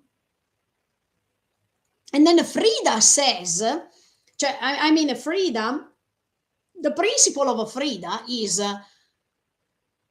these people in paradise have to uh, die because the story has to go like this. I mean, the story has to finish like this. And in that moment, I mean, when Eren heard that the story has to finish like this, no, the story is already written and I wrote it, and the story will go ahead in a different way, not as much as you wanted for 2,000 years. So this contrast of these sentences, as if no, the story has to finish as much as I want, no, as much as I want. I mean, everything, this destiny of the entire world that is guided by one person only. Wow. I mean, this is scary. This is a little bit scary, but Yeah, if you think about that, that's pretty scary. Yes. So when Frida is saying no, no, the story has to be like this. People have to die because that's how it goes. No, Eren in this case will turn the world upside down to show that the story doesn't have to go like this because of the events that are creating a consequence of 2000 years. Now it's time to turn the world upside down and see a difference and see the interruption of this loop once for all. And once again, why Frida is totally against the principles of Shingeki no Kyojin. I mean, the principle not just of the Shingeki no Kyojin, the principles of Eren, is because Frida prefers the cage instead of freedom. She prefers the cruel world instead of the beautiful world. She prefers the extermination instead of the survival. She prefers the sacrifice to life instead of being free to live your life. And she prefers ignorance to truth. And all this put together makes you understand why Eren hates her. And let me tell you one thing. What could the Historia think about this? I mean, here we are talking about Frida, that if you remember in season 3 part 1, now we know that she's a dear sister to Historia, and every time Frida comes to visit her, she's talking to her, she's reading a book together with her, the book of Ymir. I mean, we see her, I think, yeah, that yes, I think that we see Ymir, or there is that girl that is giving the apple, right? But anyway, and then she's erasing the memories from Historia every time she goes away. Frida is in between. I mean, Frida is in between of her family that is, oh, kill him, oh, come on, you know what you have to do, blah, blah, blah, blah, and the love she has for Historia, that is a pure love, that is something that she would like to cultivate in a different way, but she's forced by the power she has and by the title she decided to enroll. But I'm thinking, what Historia could think about her now? I mean, if she hears all these things, especially the fact that she prefers ignorance instead of a truth, while Historia is totally the opposite. She wants that people know. She prefers truth instead of ignorance. So you can see the difference between these two sisters, and maybe in the future even Historia is going to understand all this. I mean, okay, even when now I remember that in season 3 part 1, Historia is telling Eren, look, um, your father killed Frida, killed my family, etc., etc., but it was not your fault. It was your father's fault. No, Historia, if you only knew. Uh, mm. Okay, but anyway, yeah, what about if Historia understands all this? Frida preferred ignorance instead of truth. And we all know that Historia is the contrary. So that's why Eren likes Historia, because she prefers the truth. She prefers to reveal who she is, and she loves the Historia in the moment she wanted to spread these books. She wanted all the people of Paradise to get in touch with the truth of what's outside the walls. So that's why Eren prefers definitely Historia for this instead of Frida, absolutely. Um, but then, in that moment when she's talking about, it's better to be ignorant, la la la la la, Grisha is looking on his right. And even in that case, is he seeing Eren, or Does he feel his presence over there? Um, or is Eren inside the Grisha's body that he is seeing himself? I thought about this option because now these are reflecting Eren's memories, because when he touched the hands of Historia, it's like as if he can see his memories and not just Grisha's memories. So, um, is the Eren of the moment in which he's touching Historia's hand inside Grisha's body? Look at the Eren who's planning everything. Interesting, right? Because in that moment, okay, Grisha is like that, as if he can see him, but at the same time, I can think that even the Eren of season 3, part 2, is inside Grisha's body right now to make this face and to see himself from the outside, looking at Frida like a demon, like an evil character. It can be, because there is always this possibility for the Shingeki no Kyojin to go back and forth how much he wants. So,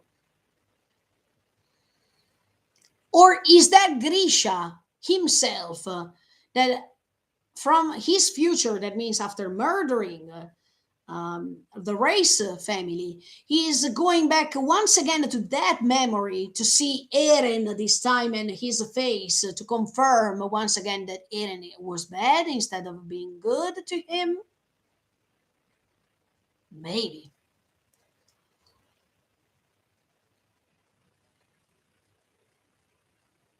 Anyway, Grisha has this possibility in this case to go back to that memory thanks to Eren by meeting Zeke. So is, and once again, this matters the fact that the Shingeki no Kyojin moves forward till his death and after his death. So even if Grisha is dead, he can definitely still be able to see some things. Maybe. Or is that Grisha that he is just afraid of his own son? Even if he can't see him, he can feel him. And he can feel the tension, he can feel the anxiety, the terror that is spread around. And in fact, you keep you keep hearing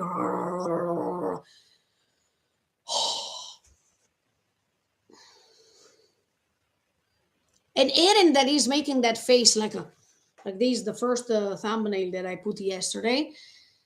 No, or yes, yes, no, the other face, that one that is that it has all the front forehead here, and the eyes just almost at the end of the screen. That face is the same face that he made in season 1, actually, when he was saying, I will destroy them all. And even in that case, guys, just the sentence, okay, he then was specifying the Titans, yes. But if we take this sentence as it is, I will destroy them all, it can't be a guarantee that we are talking about Titans only. We can also see, I will destroy them, the rest of the world, all to save Paradise. So, oof, as you can see in this episode, you can see things from different perspectives. You can analyze the phrases, I mean, the sentences you heard in season 1, season 2, season 3, part 1, season 3, part 2. And now the vision is totally different. So that's the beauty of this story. And then uh, Grisha already knows that he can't use the Shiso Titan without, of course, the royal family. I mean, without touching, even if he's going to eat Frida, but then he needs another member of the royal family to touch him, so, or touch him or her, in order to release the Shiso power, of course. But he knows that already. So how does he know this? Does he know this because he saw it from the future, thanks to the Eren of the future? Is that the person Grisha that is talking, or Eren inside Grisha's body telling this to Frida? Because it's like as if the Eren of the future is possessing Grisha's body for the moment to spill the tea about who the Shingeki no Kyojin is, as much as what happened with the Kruga. Because let me remind you once again one thing.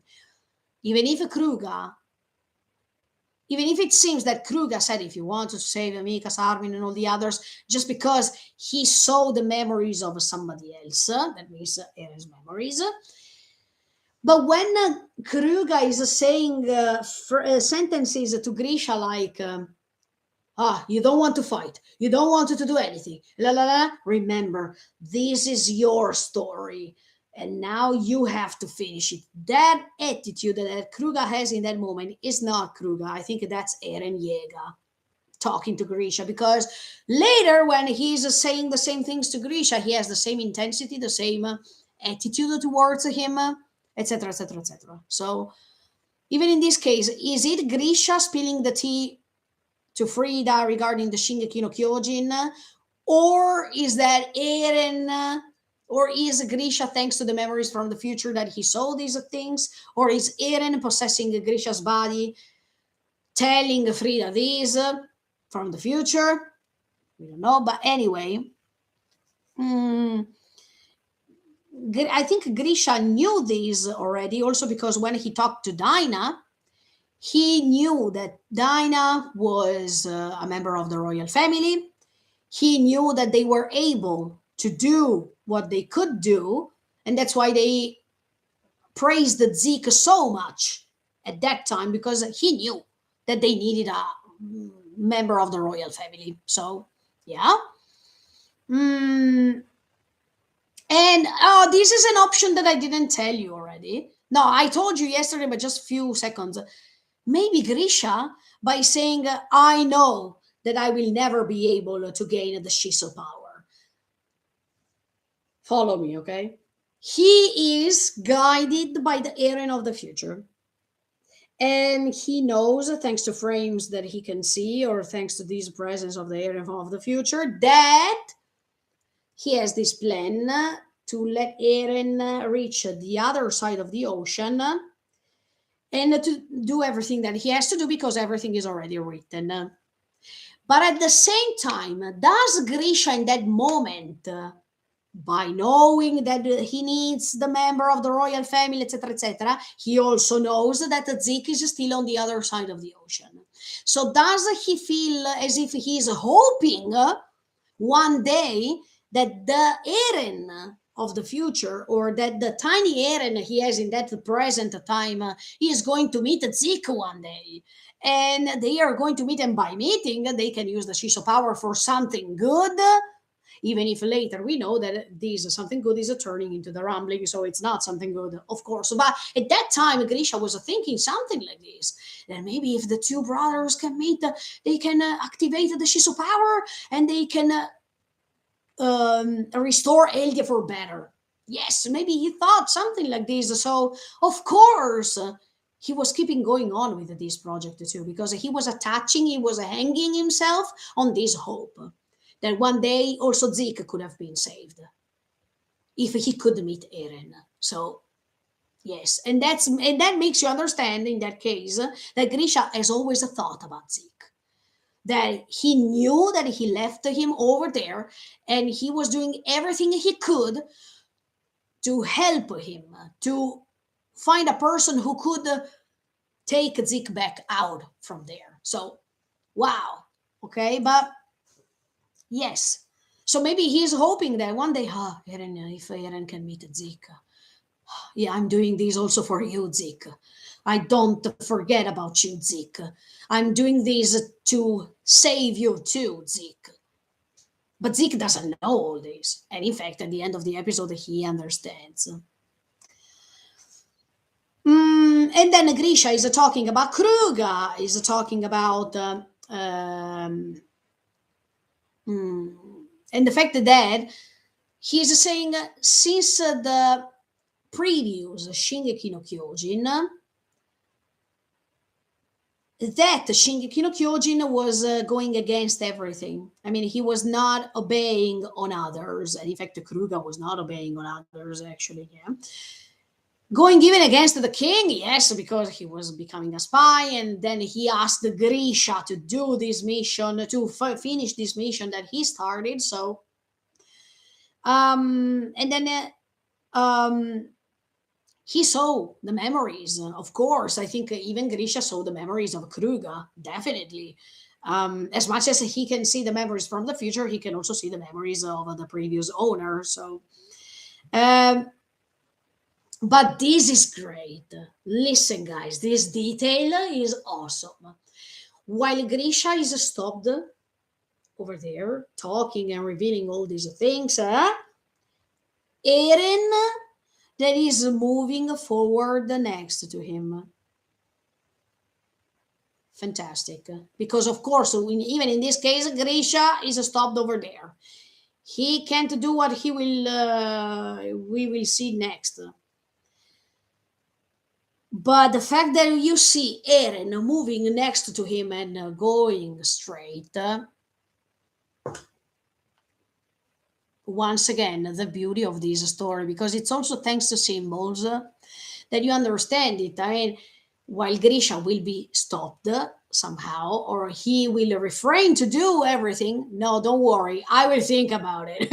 And in fact, Eren is walking next to him by saying, I'm going to move forward. I'm braver than you, and I'm going to solve all this because I'm going to stop the loop once for all. If you can't do it, I will do it. So, no problems.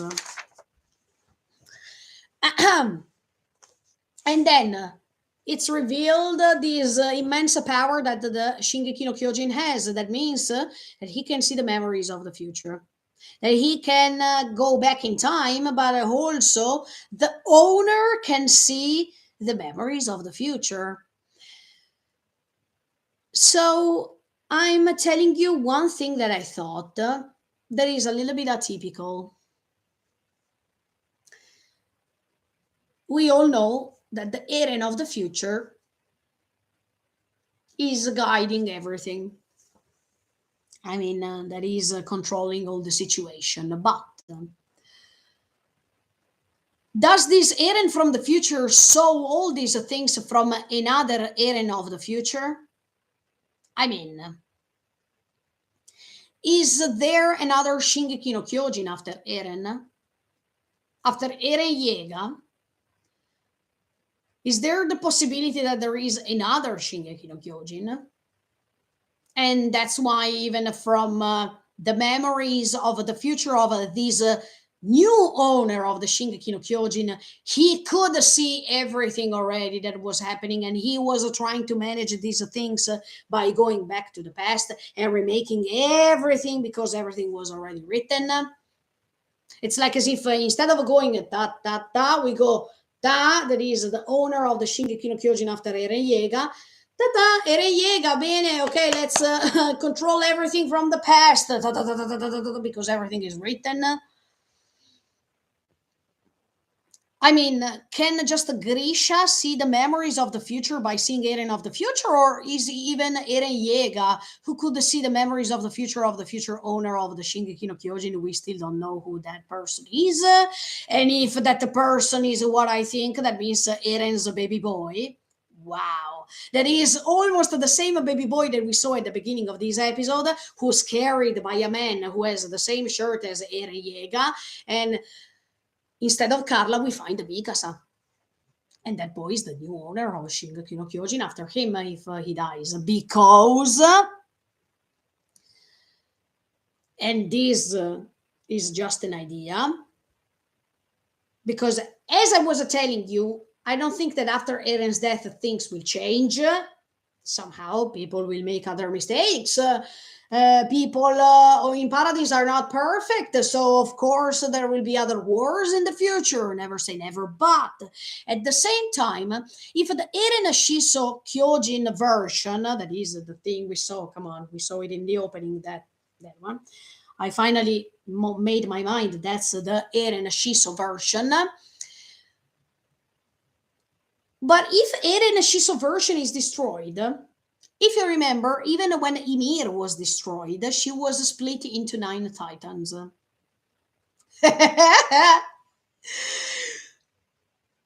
That's what they told us previously.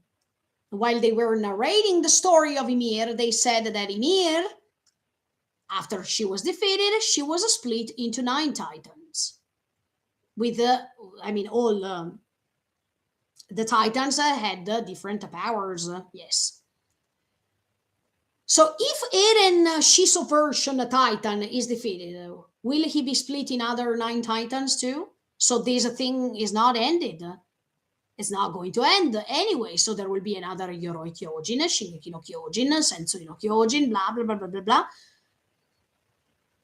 If that's the case, it means that there will be another Shingeki no Kyojin, and that's why Eren too is saying, I'm going to move forward till my end and after my death.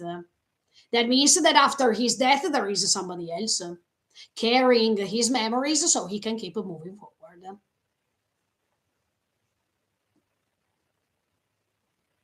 So the story can repeat, but we know that there is not a sequel for Shingeki no Kyojin, but maybe the author, by telling you something like this, is just telling you that no matter how much you keep destroying this power, nothing is going to change and everything is going to be repeated anyway. So everything that happened is just meaningless, and it's just a lots of lives lost for nothing. Okay, this is just like a history in our day life, but this could be awesome. So if there is somebody after Eren who's going to inherit the Shingeki no Kyojin, can it be his son, have the head by Mikasa? Can it be the daughter or son from Historia? Never say never.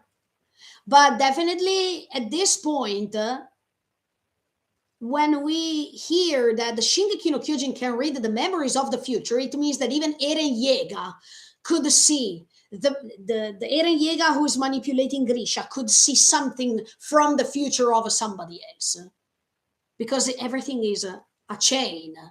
So I don't think that it will be stopped. And also, yeah, as I told you, Eren, by becoming the Shiso, when he will be defeated, maybe he will be divided into 9 titans once again, and then the story can start all over again with somebody else. Never say never. But this is so interesting. Talking still about the Shingeki no Kyojin can see the memories of the future. That is the sentence that reveals the Shingeki no Kyojin power. So Kruga saw the memories of Eren, of course, the Eren of the future, and that's why he instructed Grisha. Yes, or, as I told you, maybe the Eren from the future could possess Kruga's body and instruct Grisha directly, because he knew the sentence to say, he knew the power of the words to say, he needed everything. He knew everything, how to say it, how to convince Grisha. That is the same leitmotiv, the same attitude he's using now to convince Grisha to attack. The same.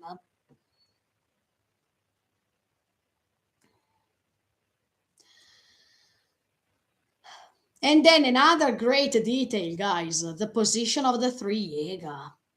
I mean, you see Zeke that is behind Grisha, that is the past of Grisha, the past of that Shingeki no Kyojin in that moment. You see Grisha in the middle, because at that time he is the Shingeki no Kyojin, and you see Eren Yeager in front of him. That is the future, the Eren of the future. That was so beautiful. I mean, I love the author and all the time that he's creating this crazy symbolism that is stunning, simply stunning. And then Eren, and then Zeke is asking, Eren, what does this mean? The future, Eren? And Eren is not responding anymore. I mean, he has never answered, okay? When Zeke was asking something, except for the two questions we saw yesterday, but he's not responding anything, Eren. He is like as if he's saying, "Oh, just look. You will find the answers by looking. I don't need to tell you anything. You just wait and see." So I like even the attitude of Eren and not responding. There is nothing to respond. You have the evidence in front of your eyes. You will see it really soon. So don't worry. Take the popcorn, and then we're going to face everything here. And even Frida didn't know about this super amazing power that the Shingeki no Kyojin has. And at this point, the Shingeki no Kyojin, if it follows what he is even more powerful than the Shiso. I mean, the the fact that the Shingeki no Kyojin, in this case Eren Yeager, decided to go against this vow of the war to not attack anybody outside of the walls by going against this, by renouncing to it. And in fact, we know that Eren later is going to attack Liberio. He doesn't have care about that anymore. But he decides to break this loop once for all.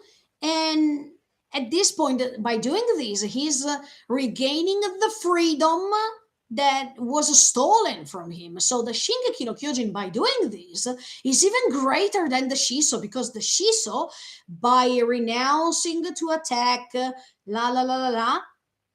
she, Frida, also didn't have the possibility to have her entire power so far.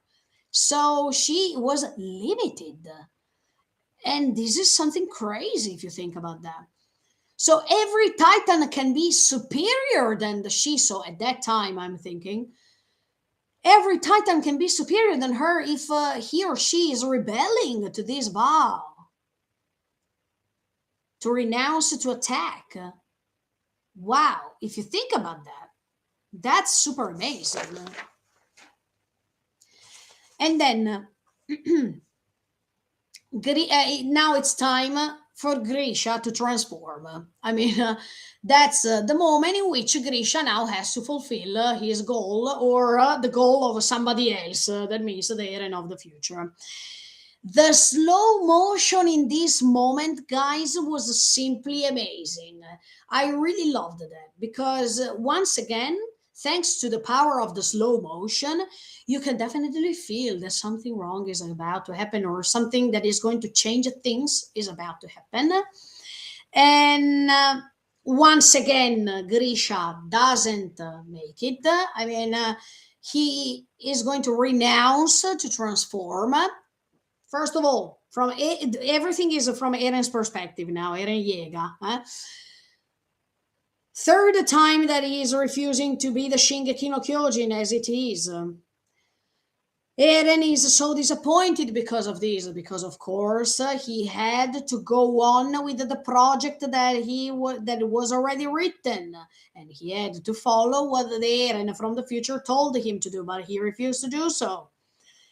He goes against the principles of the Shingeki no Kyojin, that means to move forward no matter what. And let's underline this, no matter what, because this is the most important thing of the Shingeki no Kyojin. It's not just a move forward. No, move forward no matter what's going to happen. This is different. But anyway, this means that what Grisha is doing is trying to repeat the loop once again, because he refrained from doing this. And of course, from Eren's perspective, this is something crazy, something that he can't admit, because he wants to stop the loop instead. So we reached this moment, and now you stop once again. No, I can't admit this happening. And of course, by making a definition of Grisha from Eren's perspective, Grisha is a really coward. And that's why it starts the disappointment in Eren, that we see that later this disappointment is increasing because of another type of disappointment. But even by looking at these things, Eren is already really disappointed by his father, because he should have made it already a few minutes before. I mean, when Frida said no, okay, do it now, immediately, what are you waiting for? But at the same time, by refusing the second time, this confirmed Eren that his father was a real coward, in his opinion. But if we check Grisha's point of view, why do I have to do something that I'm forced to do? Why does this Eren from the future have to steal my will of freedom, my free will? It's going antithetical with what Eren wants to do. Eren says, if they steal my freedom, I'm going to regain it by stealing yours. But Eren is doing the same thing on Grisha now, because he's stealing his free will to stop doing this. So you are mean, Eren.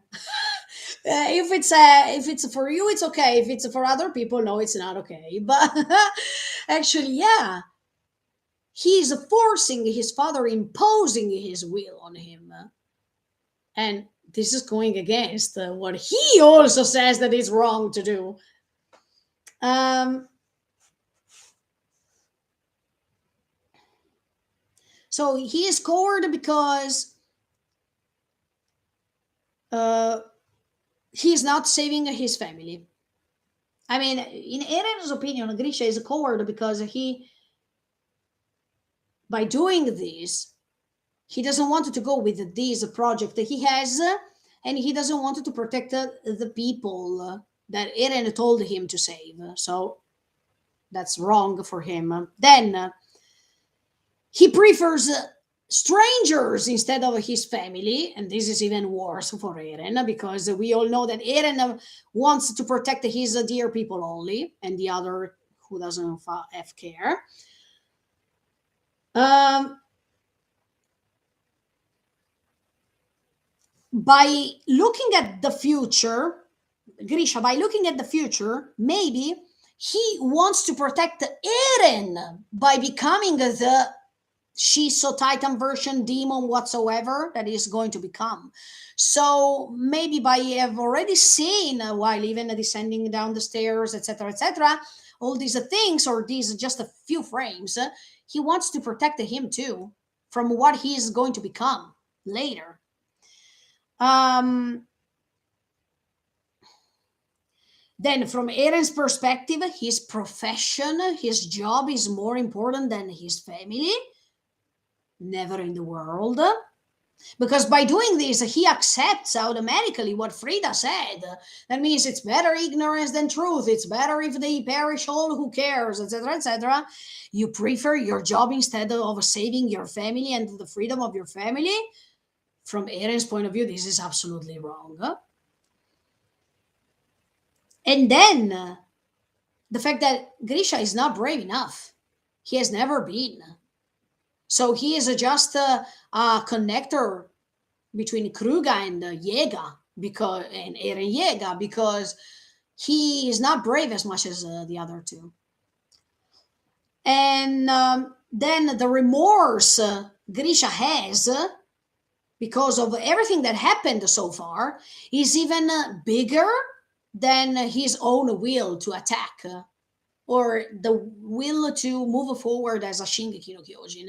And in Eren's point of view, this is something crazy. You should never lose the will to go ahead, to move forward, no matter what. Yes. And then I can't kill kids, says Grisha, because I am a doctor and usually I'm saving people instead of killing them. Yes. Um, and maybe by saying so, Grisha, by saying so, he also refers to the Eren of the future who's going to become a destroyer and who's going to be killed anyway. So maybe this reluctancy to move forward and attack Frida in that time was also maybe a way to protect him too, to protect the Eren he saw for a few frames becoming something demonic, something that he also doesn't want him to become, maybe. And then, yes, he says, the past can't be changed. In fact, no. No, I mean, Frida says the past can't be changed. No, it can be changed. And in fact, Eren will change it by interrupting the loop. And even if Frida says that the past can't be changed, yes, in fact, it can be changed, but that doesn't mean that I have to pay for your past, cavolo. Cioè, I mean, no. But Eren, by doing what he's doing, is interrupting a loop of hundreds and hundreds of years. Um, so Eren from the future is able to go back at that time to stop that loop because Grisha doesn't want to do so, and to turn the world upside down. So this way in which everything is already written, but at the same time, Eren from the future has to go back in the past to stop that moment only, because that's the one and only time in which Eren is interfering. I mean, throughout all the memories we saw so far, he has not stopped anything, but that time he had the chance to stop it. So he did it. And then Frida, at that time, when Grisha doesn't want to transform, she's she wants to go back. I mean, she doesn't want to attack Grisha for this. Maybe she wants to spare him. And this makes you understand that Frida, no matter the power she has, no matter the sentences she said, she wants to spare a person like Grisha who wanted to attack them, the entire family. And this kindness that Frida has, it reminds me of the same kindness that she has towards Historia. So, as you can see, even Frida has different sides of her personality, but this side of personality was good to watch because it makes you understand that even Frida was not just the stupid person who was pretending to know everything, who was deciding for everyone, etc., etc., etc. In this case, if she really was mean, was about to kill Grisha immediately because she found in front of her a person who wanted to rebel to all of this, and this is something risky for the future too. So let's kill him. But at the same time, she preferred to spare him until she was, I don't want to say brainwashed, but she was forced to think that attacking Grisha was better because of what her family told her. And this was simply bad. Look, what these other people are saying makes you understand that these people who have the power to convert the memories of others, who have the power to erase the memories of others, and have the power to decide for others, I understand Eren. I mean, I definitely understand why Eren wants to go against them, no matter what. Because they had, at that time, that chance to spare Grisha and to decide for something good. But even in that case, they didn't. So even in that case, they preferred their power in front of a civilian. They preferred their power, their strength, their imposition to decide for others once again. And that's why Eren went berserk because no, I can't stand this. No matter if you are a teenager, or no matter if you are a woman or a man, you are shouting that it's better to kill these men. And once again, you're proving me that you prefer to decide for others, imposing your authority on others. And this is something crazy. And this is something that goes against what Historia is doing. Because Historia, and that's why Eren liked her, is that she didn't want to have a higher role than others. Historia made a difference because, and she made history, yes, because she was the first queen with the bloodline who decided to pay attention on the population, who decided to take care of the population, and who decided to listen to the population, something that Frida and her family didn't do. And that's why Eren appreciates Historia instead of Frida for all these reasons. And don't forget that he appreciates Historia because Historia wants always the truth. She wants to know. But of course, Historia doesn't know that Grisha was not Grisha who decided to kill Frida and the rest of the family, but somebody else controlled him. Okay. And anyway, okay. By hearing what these people are saying, Frida anyway decides to protect the people she loves. Here we go again.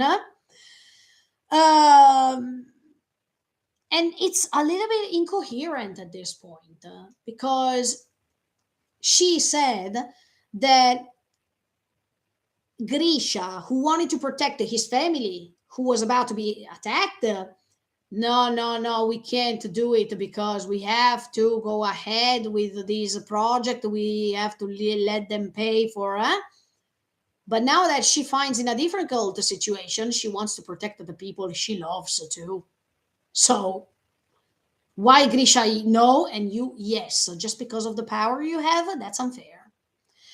And then the moment we love the most, the moment in which Eren is touching Grisha and he's saying, "Stand up, father." Wow, that moment was crazy. I really loved the intonation of the voice of Kajiyuki. Good job as always. You made me feel so great in that moment.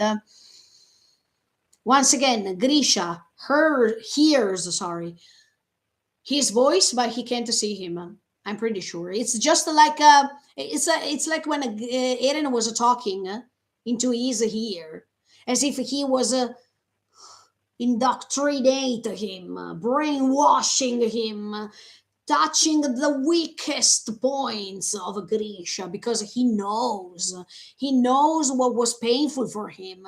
He knows because he saw from his past memories. He knows everything about his father, so he knows where to touch him and how to touch him. Him, his thoughts, his feelings, everything. So it was like as if, yeah, when there are people in the world who are saying, I heard a voice in my head. Yes, that's the same. And in fact, he is talking, he is whispering into his ear as if it's something, yeah, malevolent, as if it's something evil, devilish. Yes, absolutely.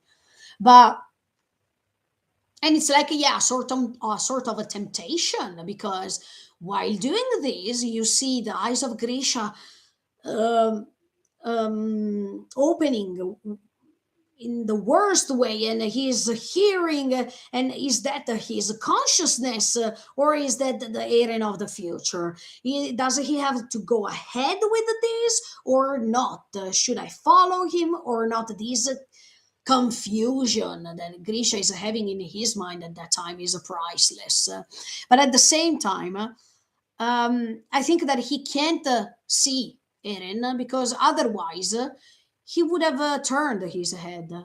I mean, instinctively, if somebody is touching you and he's whispering something to you anyway, you have the instinct to look at this person. But he didn't do that. He was petrified by hearing what he had to hear. But this is the interruption of the loop. Now, if you, Grisha, can't do it, I will do it because no matter how much coward you are, I want you to remember why we do this. I want you to remember your mission.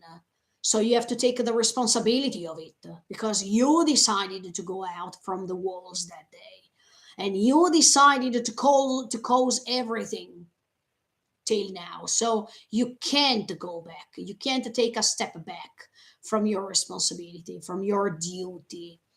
And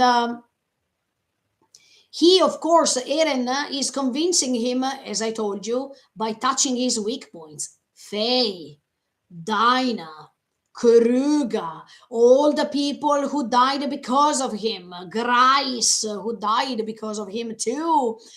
And Eren is doing the same tactic as for Zeke. As I told you, throughout these memories, some scenes, some memories were not there for nothing.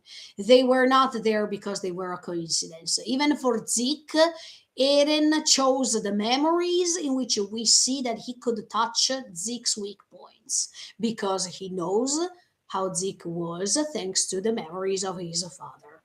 So he really knows the weak points of all these characters. And it's so great to see how he's doing this with this nonchalance. I mean, as if nothing happens, as if he is not feeling any pain by do so, and this courage that is transformed into brutality. Because the fact that the way in which he's installing in the brains of all these characters the will to proceed, his plan, that's definitely devilish. Um, and yeah, it's like a temptation because by reminding him all these things, it's like as if the devil is tempting him, telling him, "Look, anyway, this is good to do. You have to do this." Yeah, it's like as if Grisha was having a little devil next to him in that moment. And we all know that the devil is always the figure that is tempting others, that is forcing, thanks to specific psychological skills, to make human beings able to do whatever they want. We see the pact with the devil everywhere in literature. You should know this already. You should know how the devil can convince people thanks to other stuff, thanks to power, thanks to material stuff, thanks to eternal beauty, and all these things. So, in this case, this devil that is whispering throughout Grisha's ears is the same devil that was promising him from the future that everything would have been fine. That if he did something like that, it was simply great because the result would have been amazing. And Grisha was perfectly tempted because he believed so. He did what he was requested to do. And the result was bad instead. So, as you can see, the perfect temptation. Yes. And somehow he is making Grisha feel guilty once again because now he's stopping, but he should move forward because that's his story. That's the story he started, and he has to finish it by taking the responsibility to do so. That is the same attitude, the same exact sentence that Kruger was saying to him in season 3, part 2. And as I told you once again, the intensity of this voice is definitely something, guys. I mean, the intensity, the attitude is the same intensity and attitude that Kruger had at that time, as if Eren at that time could possess Kruger's body to refer to Grisha the same sentences. Even when he was showing him the picture and he was saying, "Look at the picture, look at it." This attitude of um, this badass attitude that doesn't want to be imposed, that wants to impose others. Yeah, even Kruger. Look at this picture. You have to look it. You have to face it. You started this story, and you have to find a way to finish it. That was the same. So I don't think that that was Kruger at that time, sincerely. And then, yeah, he is going to become heavier and heavier. Faye, Dinah, all the people, Kruger, Lala, you know why. Did you forget the reason why you're doing this? And listen, guys, the way, I mean, it's like as if in that moment Grisha felt condemned forever. I mean, he is cursed. And it's pretty sad because you have to remember that Eren told him, you have to move forward till your death and after your death. So it's like a condemnation. It's a Grisha is condemned. He's cursed for the eternity of his existence, and we all know that by until Eren is alive, he will still be cursed because he lives inside Eren's memories. So it's like as if this life of his is going ahead, right? But that's why I'm saying, what about Eren? Is there another Shingeki no Kyojin after Eren? We will see, or we will never know. But yeah, And this is a thing, the way in which Eren is talking to Grisha by saying, he's talking to Grisha in this way in which he's really calm. And you know that, I mean, by being calm, it's even scarier, okay? But at the same time, he is talking so still as if the same as when he met his grandpa. Do you remember? Sitting on the bench, and he was saying, "Don't you regret? Do you have a regret in your life?" And he turned him into crazy. Do you remember? At that time, too, I told you he was saying this stuff to provoke the grandpa, to let him feel guilty for all he did to Grisha. So, even in this case, he was using this stillness while talking to Grisha, and it's scary because, in fact, he let Grisha become crazy. And in fact, his scream later was simply amazing. I mean, I totally felt it. And when he was sharing his eye, I mean, eye to eye, see? Mm, how much he was tricking him, playing with him, manipulating him, forcing him. The power of this eye that is confronting the other coward eye, sensitive eye. This strength of the eye that is matching, that is creating this tension. And in the meantime, the tension in the background as a sound is increasing too. Grr, grr, grr, grr, grr, grr, grr, until Grisha explodes. Wow. And yes, did you forget why you're doing something like this? Wow. And it's like as if the voice of Eren is this dirty voice of consciousness, the dirty voice of revenge, this dirty voice of these dirty instincts that are pushing Grisha to react. And everything is seen from Grisha's perspective, especially when he sees, I mean, the moment in which he is transforming into Titan is when he can see Faye, and he is taking the hand of Faye because it was because of him that they went outside the walls. Then he sees also the Kruga's hand, and the frontal profile picture, I mean, face of Eren, who is so satisfied because he could make it. He could interrupt the loop. And of course, the beast, of course, the tool that he's using to transform, it's connected with the scene in which you see the hand of Kruger automatically because it was Kruger who told him, who instructed him how to transform the first time. And that was pretty effective. Yeah, yeah. And then, sooner after, you see Eren who's kissing Historia's hand. Yeah. And from that point, you see the beginning of the betrayal, the beginning of the disappointment, the real disappointment.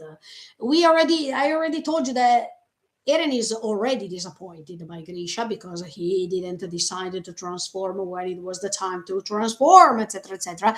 But now the last scenes are the best proof of the real betrayal of Grisha towards his son.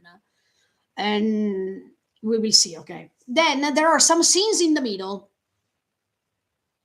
before this scene goes on, and you see this race base that is a little bit turned upside down at the beginning. Okay, later is going to go back as before, but in the first scene you see that he's turned upside down as if we are descending into hell.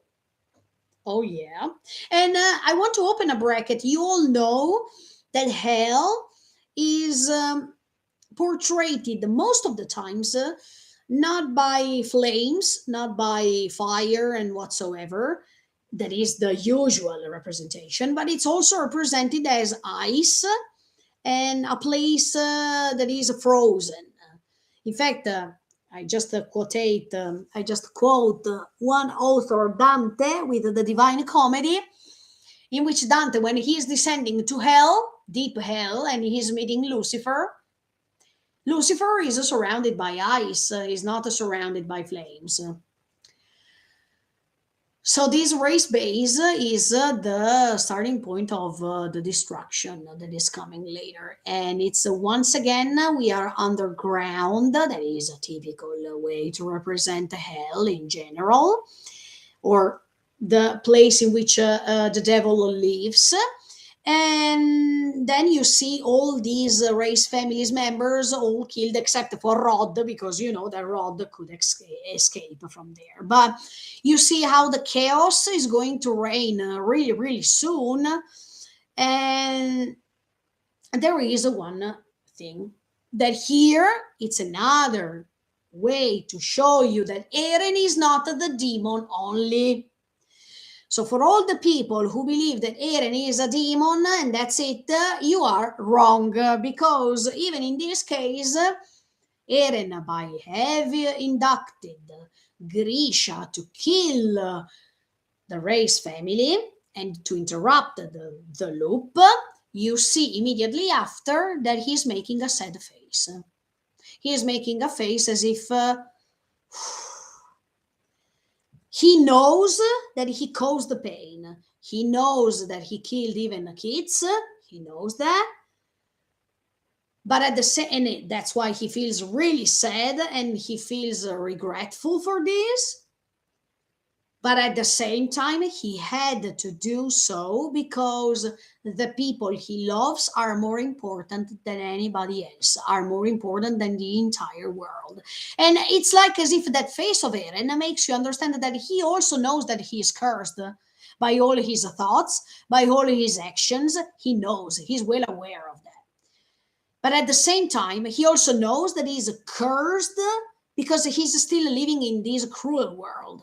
And that's why that face can also represent the way in which he's tired of all this situation and he can't wait to be defeated so he can reach his freedom once for all, and he can trash away together with him great part of the cruel world. Then, if things are going to change after Eren's death or not, this is another thing. But that's everything from Eren's perspective. So we have to analyze this story from Eren's perspective because it's his story.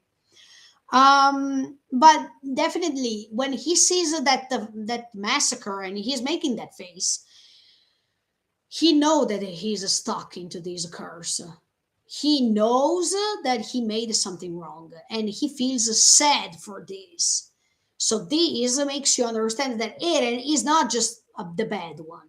No, there is also a side of Eren that keeps being regretful, and even this massacre itself, as much as all the massacres later, are going to curse him, are going to feel the pain inside his heart forever. But no matter what, he has to move forward. The same face he had also when he said to Mikasa that he hates her. The same. He knows that he was let her feeling pain as much as he feels pain, but he has to move forward no matter what. So everything that he's doing, even if it's wrong, even if it's bad, as I told you many times, it's necessary for him to reach his goal. That means to save Paradise instead of the rest of the world. By being selfish, of course, by doing this. Nobody is saying the contrary. Eren is selfish, okay? And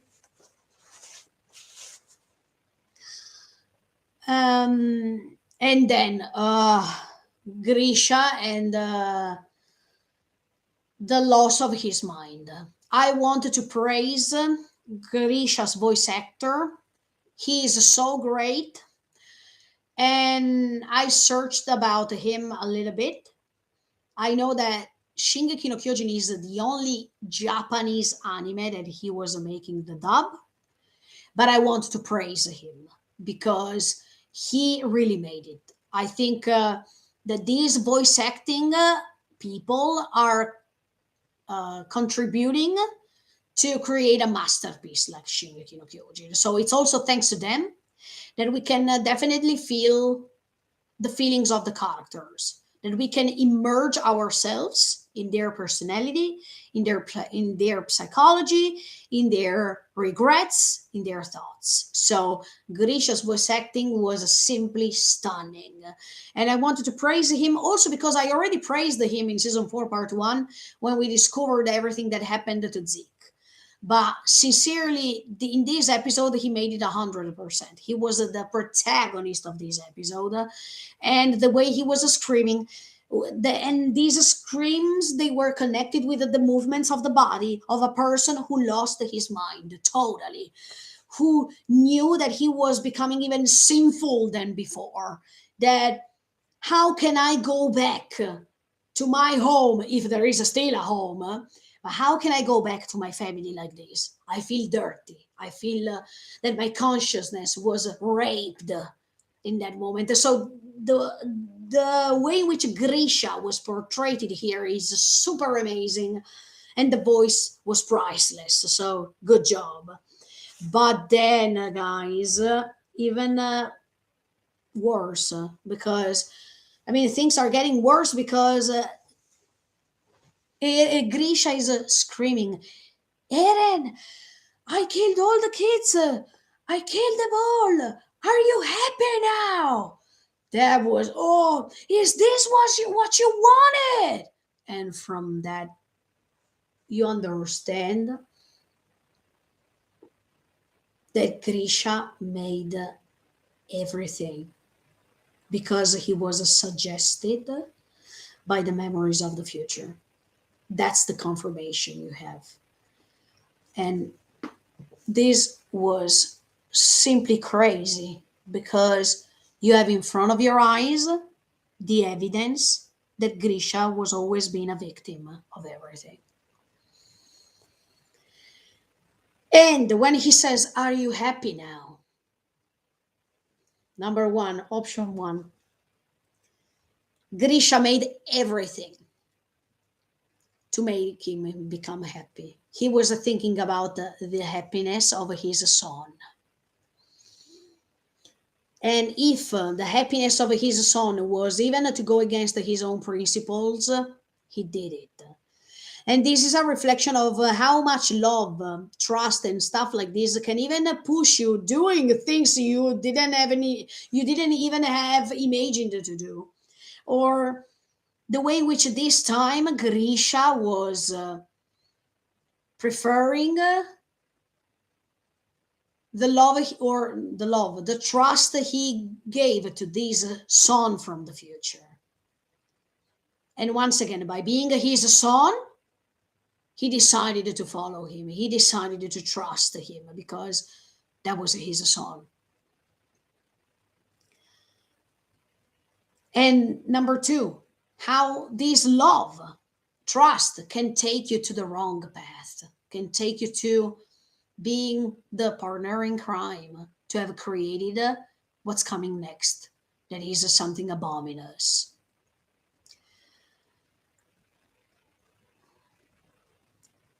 Number three, it's a sort of paradox because while with Zeke, he preferred his plan instead of a family, if we see it from a certain way.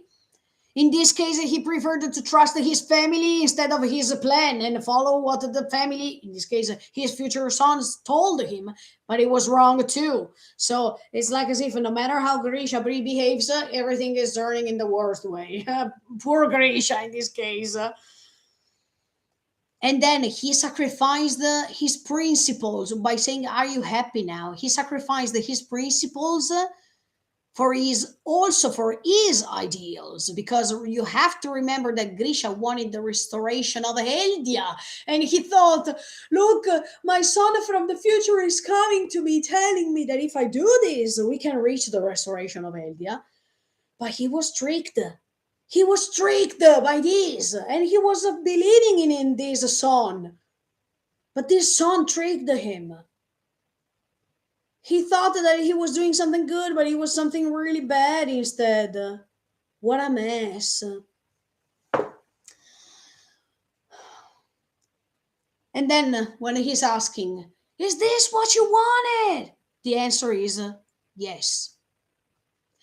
Look, in Italy we say chi tace consente. That means if you don't answer, that's already an answer. It's an evidence that it's yes. In fact, Eren from the future is not responding. Oh, Eren is never responding. Zeke is asking him, Eren, can you explain me this? The future. What does this mean? Eren. He doesn't care. He doesn't answer because the evidence will be in front of your eyes really soon. Grisha, is this what you wanted? No answers. But you have the answer. And I'm going to show you the answer really soon when you will be able to watch the rumbling directly. Yes, is this what he wanted? Eldia, then he was keeping screaming. Eldia will be saved because is Eldia being saved because of this for real? And here Grisha is doubting. He was doubting throughout all this time, somehow, especially when he didn't want to force himself to attack. And he was doubting already by watching through these memories all the times, all these memories from the future, all the times he was. But now he is doubting. Is this for real a way to protect Eldia? No. The answer is no. Because Eren doesn't want to save Eldia. Doesn't want to restore Eldia. Doesn't want to help all Eldians. He wants to protect the Eldians living in Paradise. He wants to protect Paradise only. Then it's different. So Grisha, so sorry to tell you, but you were tricked already because the purpose was different. But you were believing in this because the Eren of the future was pretty mean and he was telling you the contrary, maybe. Otherwise, you would have never helped him. I mean, if the Eren from the future was showing Grisha everything, he would have not helped him. He would not have had the guarantee that he would have helped him. So it was better just to show him some frames that are convenient for Eren to let Grisha do what he has to do for him.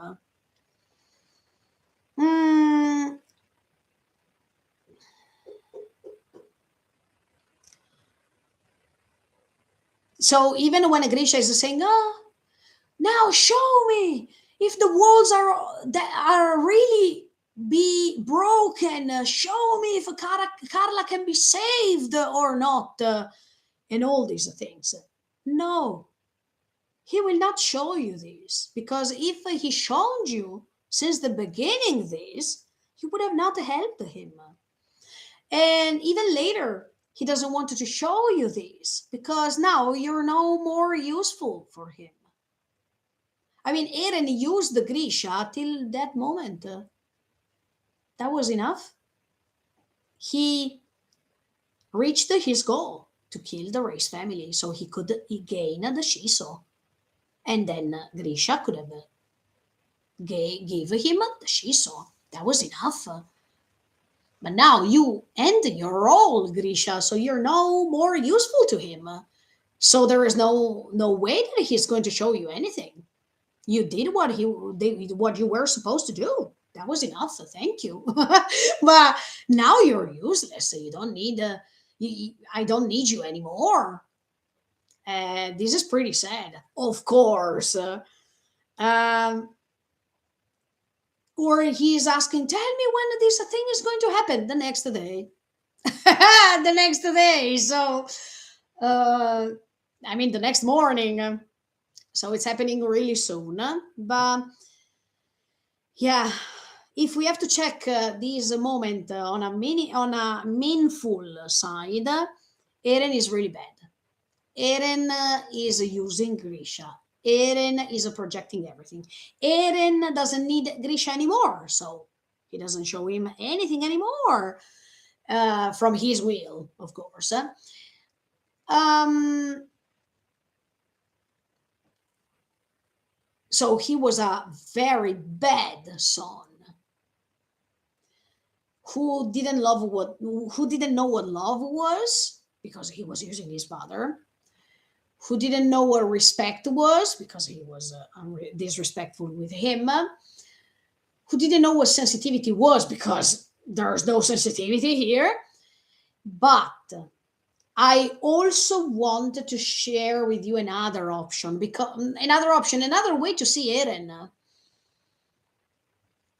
He preferred not to show Grisha Carla's death because, look, if he was really mean, after all he did, he would have shown him Carla is dead, everything collapsed, etc., etc. He didn't want to.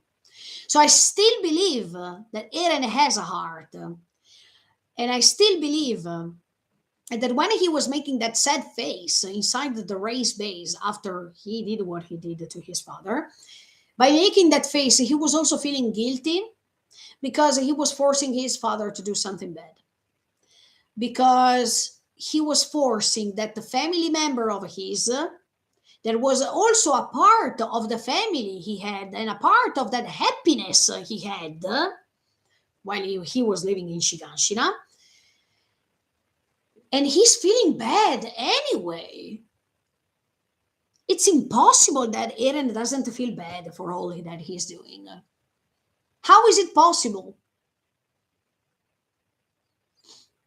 No, throughout this episode, you see that he is looking back to some memories, that he's stuck inside some memories, that he's kidnapped by those memories.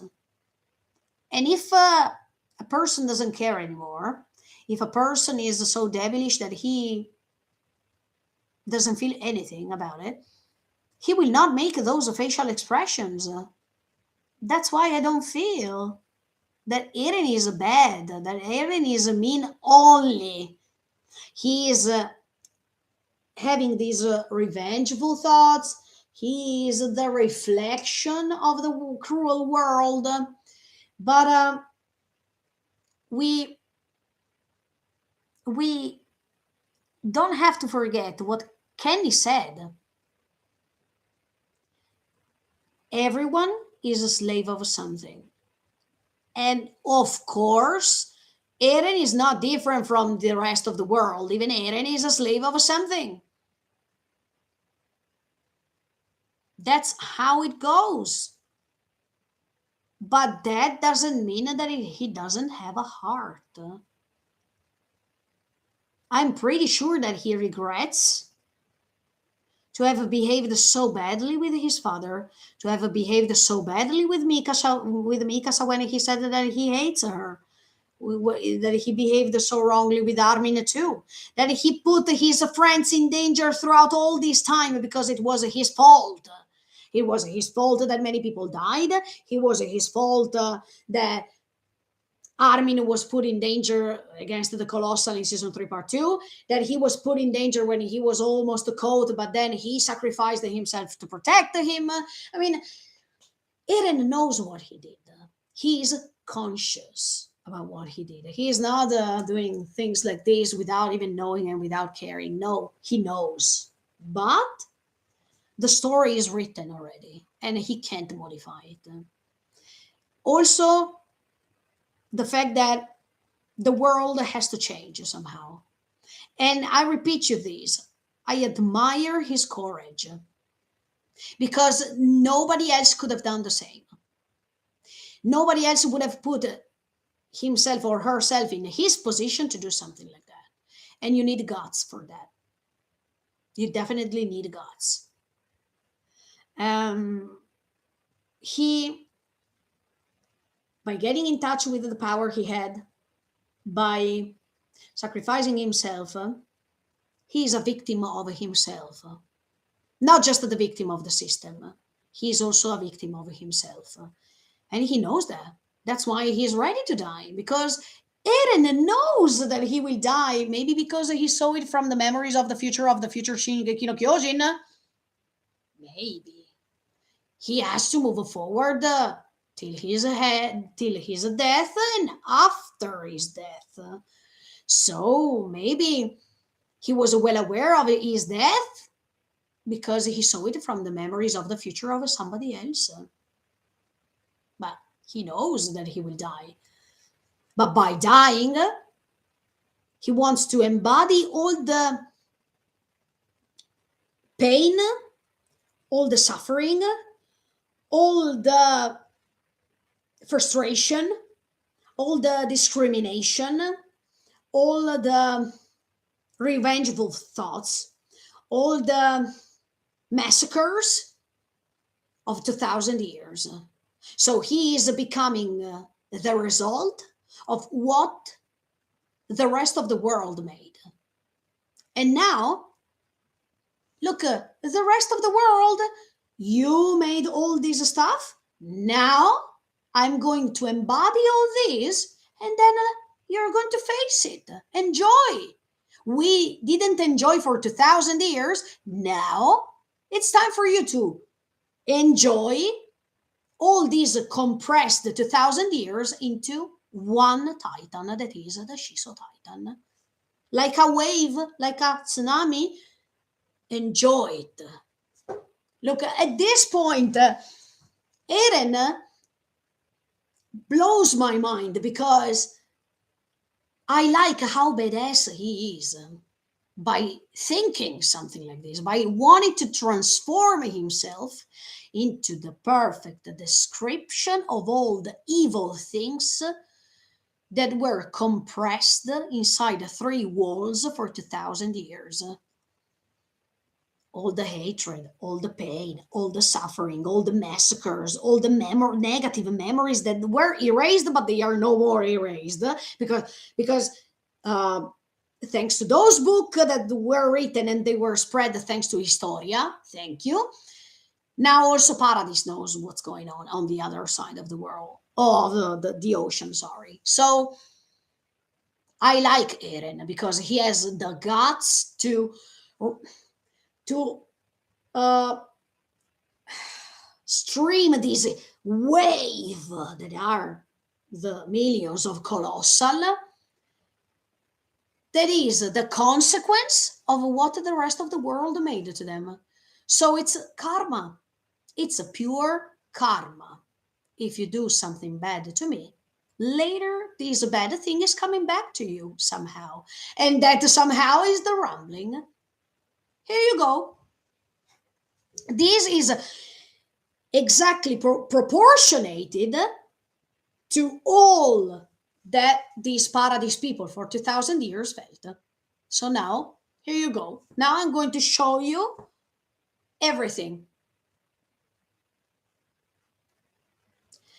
No one, no aliens who are living in Paradise now, they didn't make suffering anybody. No. I can understand the aliens of 2000 years ago, but that's not the same. We are talking about here, now, and here. While Paradise was doing anything, I'm talking about the Paradise of episode 1, season 1, when they first were attacked.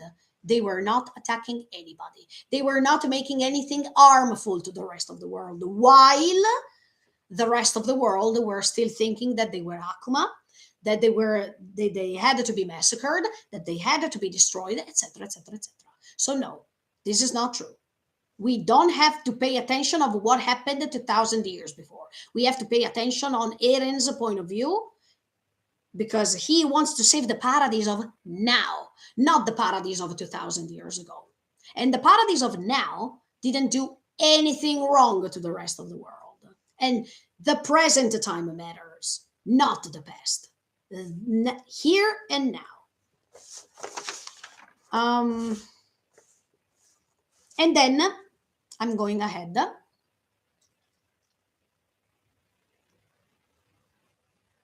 Oh, then Grisha is saying one sentence that somebody else told the same sentence. Is this for real the only way? Armin said the same sentence. Was this the only way? Is this the only way? Armin said the same sentence. Let's answer to this question. Was this the only way? From Eren's perspective, yes, definitely. Because in Eren's perspective, um, people on the other side of the world, they will not change their opinion. And even if there will be a fake peace around the world, and they will finally accept aliens living in paradise, or they tell them to move away from there and live on the other side of the ocean, there will always be that one percentage of people who can still believe what they have always believed. So, no. I mean, in Eren's opinion, there's not the chance to change things in a different way. Because no matter how fake that peace can be, you don't have to forget about that 1%, because that 1% matters. Um, and then Grisha is saying, Zeke, are you there? Okay, wait a second.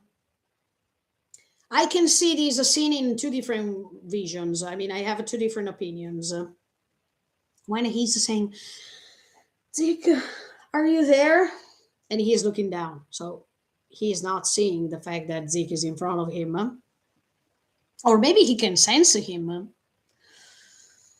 But I think that Grisha is saying, Zeke, are you there? Because he is thinking, or he's talking to the Zeke that is on the other side of the ocean. Zeke, are you there? That means I hope you're still there. I hope that nothing bad happened to you. I hope that you can still be there safe and sound. I still think about you. And in fact, Zeke at that moment, he's still, in a moment like this, after he killed because he was pressured by Eren, he's thinking about me. I've never expected this, because I've always thought that he forgot about me. Does this mean that it's not true? That he didn't forget about me throughout all this time? Why is he thinking about me? As if Grisha wants to hang on the people he loves for real, and the people who are there in his past. Dinah and Zeke, of course. Dinah is. Oh, yeah, because I didn't even know that. Yes. I think that Eren didn't want to show him who killed Carla, because if he saw who killed Carla, you know what I mean. Uh, maybe, okay, let me tell you this other version before going on. Eren didn't want to show him all these things, also because all these things would have cursed him even more. I mean, he would have cursed Grisha even more if he knew that his first wife killed Carla, his second wife. So maybe in this decision, I don't want to see just the meanful thought of Eren that he didn't want to show him because he was really mean, because he wanted to give this final statement to let understand the people that now he's not useful anymore to him and stuff like this. No, I think at this point also the fact that he didn't want to show him this because it would have cursed his existence forever.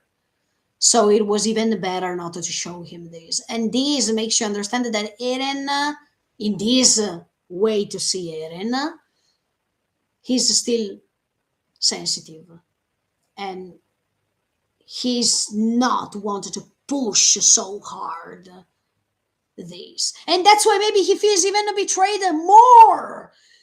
Because if we follow this thought, we can say, look, I didn't want to show you that Carla died because of Dinah, and now you betray me like this. And now you tell Zeke that he has to stop me. Is this how you repay me? If this is a way to see things, try to imagine this. Um, but anyway, are you there, Zeke? As if not just he's talking about the Zeke he has in front of his eyes. In fact, he is realizing that Zeke is there a little bit after, not immediately. So it's like as if the intention of his thoughts was, oh, Zeke, are you still there on the other side of the ocean? I hope so.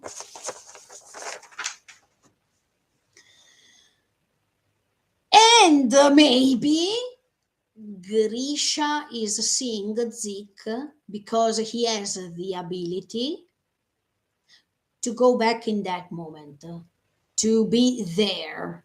And even if he is dead, he can also has the possibility to go back to that memory and to see Zeke in front of him, to talk to him, and to have a way in which he can communicate with him.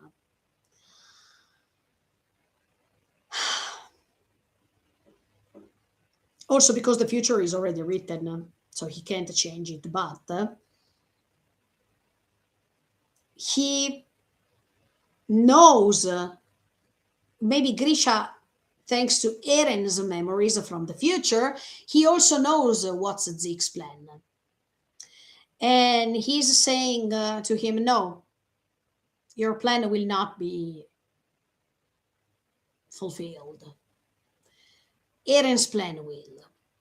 And Zeke, look, let's put ourselves in Zeke's mind 1 second. Zeke, who was always considered a good for nothing, who didn't have the chance to change anything of his miserable life, who always tried his best to save his brother, who always wanted to prove himself that he matters somehow. And then when he got this power from Ymir, etc., in the previous episode, he explained us, he was confident. He said, oh, look, now I'm going to change things, not just for the world, but also for myself and the consideration that I have about myself, based of all the people and all the visions of the people had on me, about me. So if I put myself in Zeke's position, I feel so miserable and terrible right now, because after all the effort that I make till now, my father is telling me from by seeing the memories of the future, your plan will not be fulfilled. Eren's plan will. Or maybe, let me tell you another thing. If we see this thing from another side and we can read this sentence in another way, because here Grisha didn't realize that Zeke is there already. Put this in your mind. So if we read this sentence from another perspective, as we all did throughout this and the previous live streaming, when he says, your plan, Zeke, will not be fulfilled. That means the same plan when he betrayed his parents and he decided to take the Xava's side. I mean, he was betraying his parents because he wanted to become an honorific Marlian, or because he wanted to go against his father's plan, etc., etc. If Grisha is still believing or is still talking to Zeke, to the Zeke of the other side of the ocean in the meantime, he's saying, no, look, what you will do will not be fulfilled. Only Eren's plan will be fulfilled, because I saw it from the future. So as you can see, this ambivalence, you can read these sentences as much as you like, but the most important thing is that it makes sense, okay? And that's another way why this story is great, as always. So Eren will make it. That means the rumbling will start, and the destruction of the world will start. The rest of the world will start. Um, so, by saying this sentence, Grisha is feeling betrayed by this Eren of the future, because he had another plan in his mind. I mean, Grisha didn't expect that Eren could have reached in the future this level, this power, and to use this power for something negative, to destroy the rest of the world, to destroy everyone. Grisha, in that moment, understands how much guilty he feels too, because he was a partner in crime with all this without even realizing this. So this is an actual curse, because he was cursed since the moment he decided to agree with what the Eren of the future told him to do. And this is something bad. This is terrible. This is consuming his soul and his mental health. And in fact, we see the craziness portrayed here in this episode of Grisha that is, wow, is going beyond my imagination, and it was well portrayed, definitely.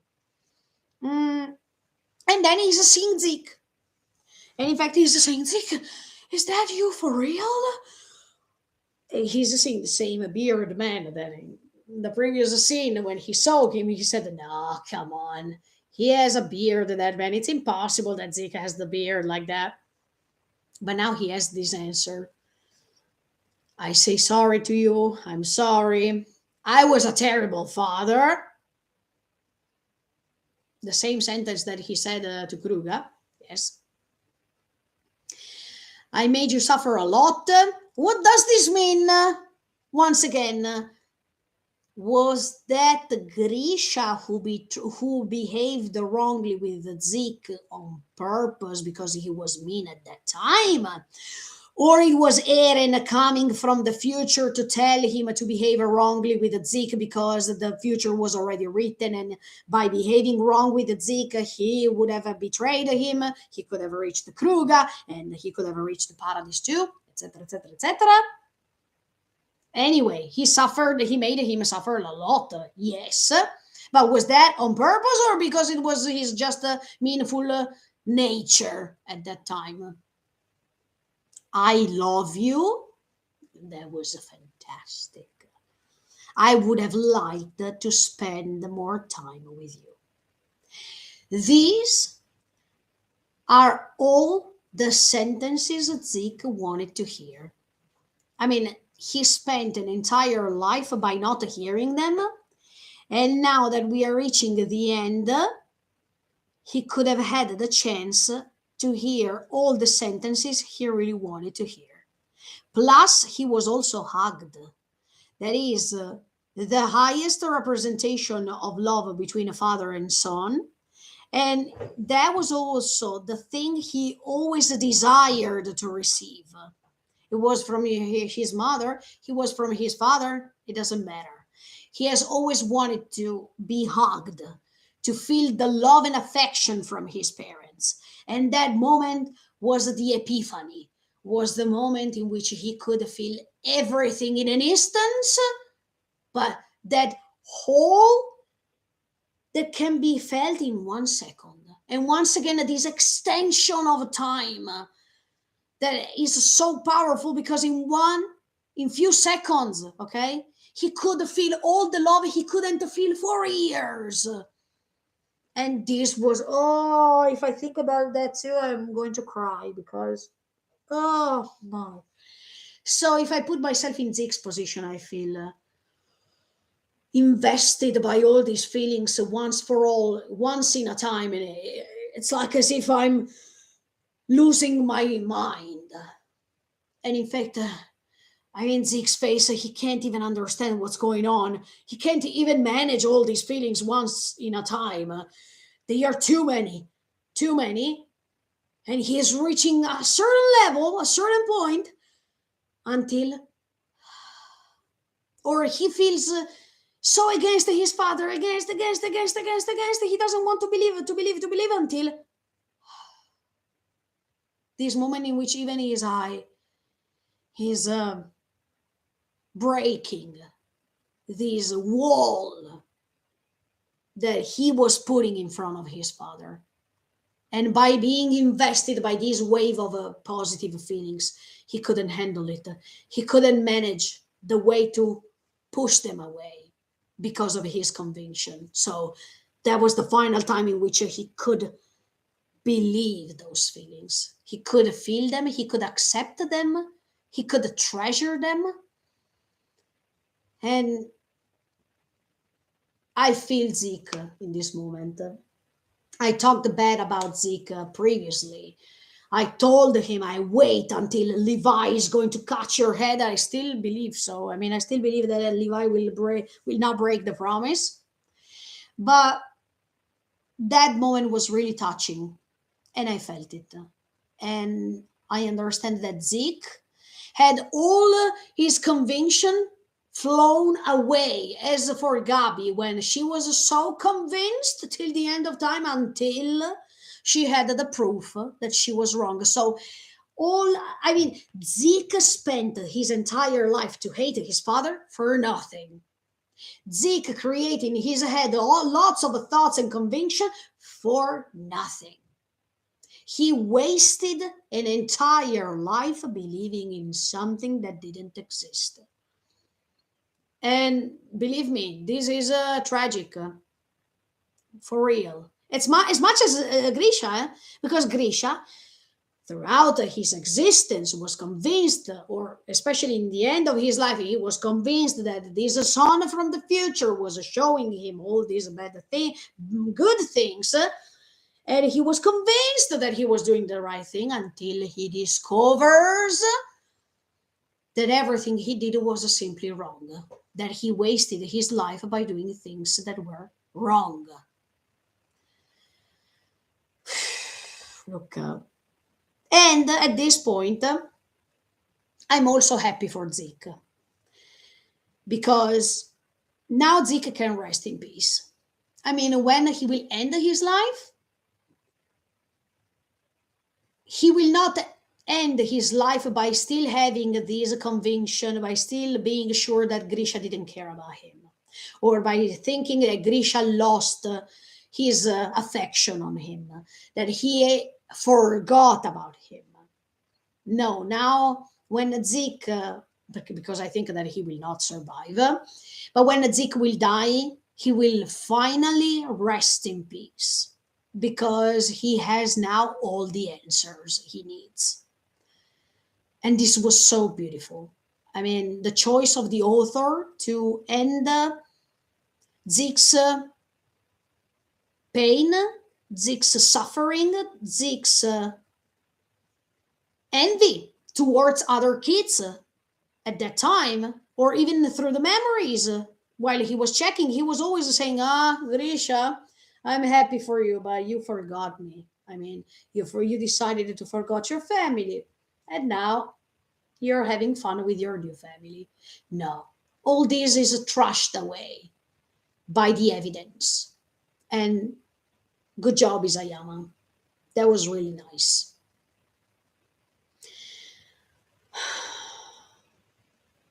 And then he confirms, Zeke, that he saw the rambling. I mean, no, he saw the effects of the rambling. He saw even Eren probably transformed into the Shiso Titan. And he said, I've never imagined that it was so terrible like that. Yeah. Grisha is disillusioned. He has a deep disillusion in front of his eyes. He feels guilty because he was a partner in crime of all this. And the result, it was that frame that comes into his mind from the future. And Eren decides that it was good for him to show this. So me and Eren, that's wrong. That's something bad to do. But then Grisha is betraying his son. He's asking his first son to betray the second one. Wow, what a masterpiece. And look, at that time, you have to remember that we are still at that time in season 3, part 2, when Eren is when Eren is kissing Historia's hand. So let's try to put ourselves in that Eren's position, in the position of Eren, who is kissing Historia's hand, and he's just seeing the frame in which Grisha is saying to Zeke, "Stop, Eren."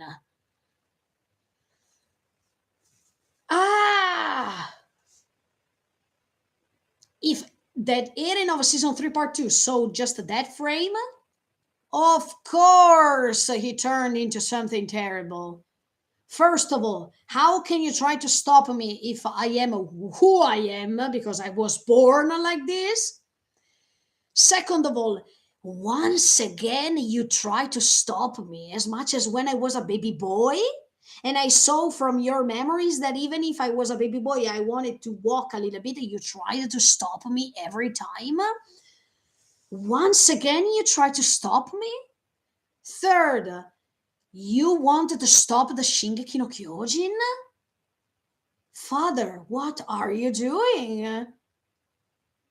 And then you wanted to stop all this that I'm creating, because you need to understand that here we are in Eren season 3 part 2. I mean, the Eren of season 3 part 2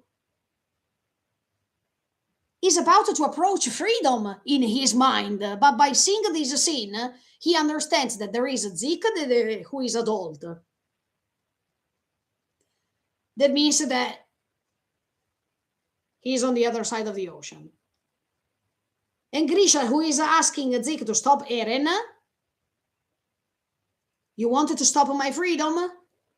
Now that I am about to reach the ocean, why do I need to have this frame in my head right now? Does this mean that freedom is not freedom coming, but it's just another hell because I will be stopped?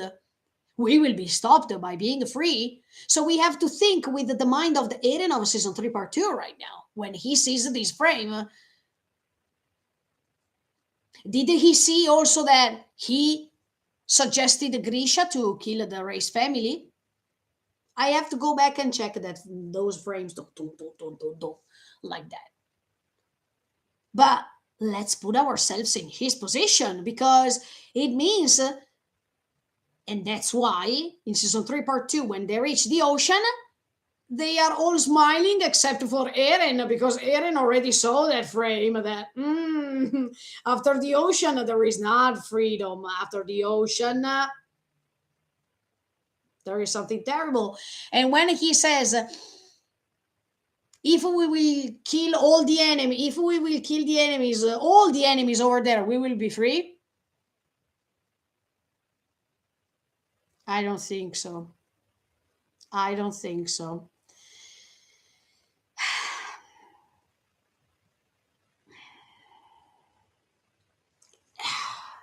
And at that time, with the mind of Eren in season 3 part 2, who is seeing Grisha telling Zeke, "Stop, Eren,"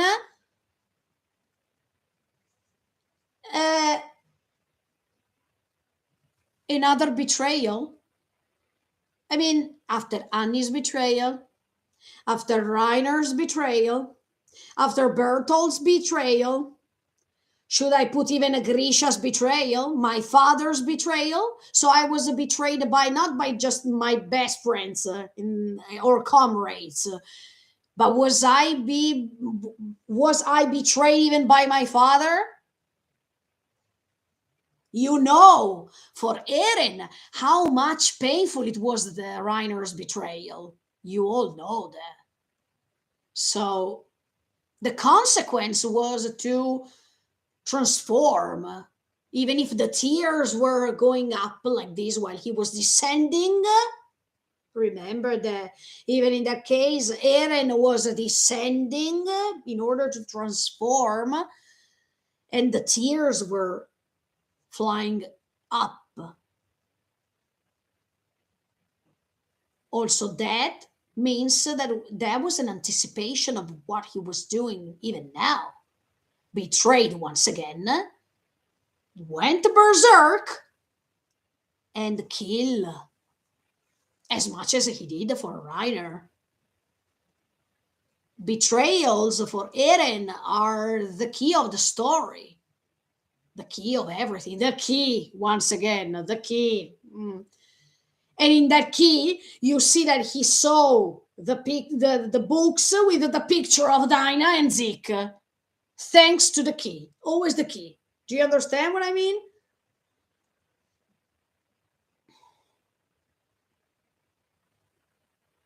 And then you see when Zeke is hearing stop Eren, and you see that Eren, the face is all black. Terrible. Terrible, he's coming, huh? And then this black face of that moment, who's feeling the same feelings of that moment when he kissed the Historia's face, we see Eren's face of season 3 part 2, the shock he had. And then this encounter, Eren and Zeke finishes. There is this lightning, and Zeke is coming back where he was before, together with Eren in the dimension of the paths. And Eren's face, at the end, that face makes you understand. I mean, it's like as if Eren is saying, now you understand why I betrayed you. Or Zeke, now you understand why I don't agree with your plan.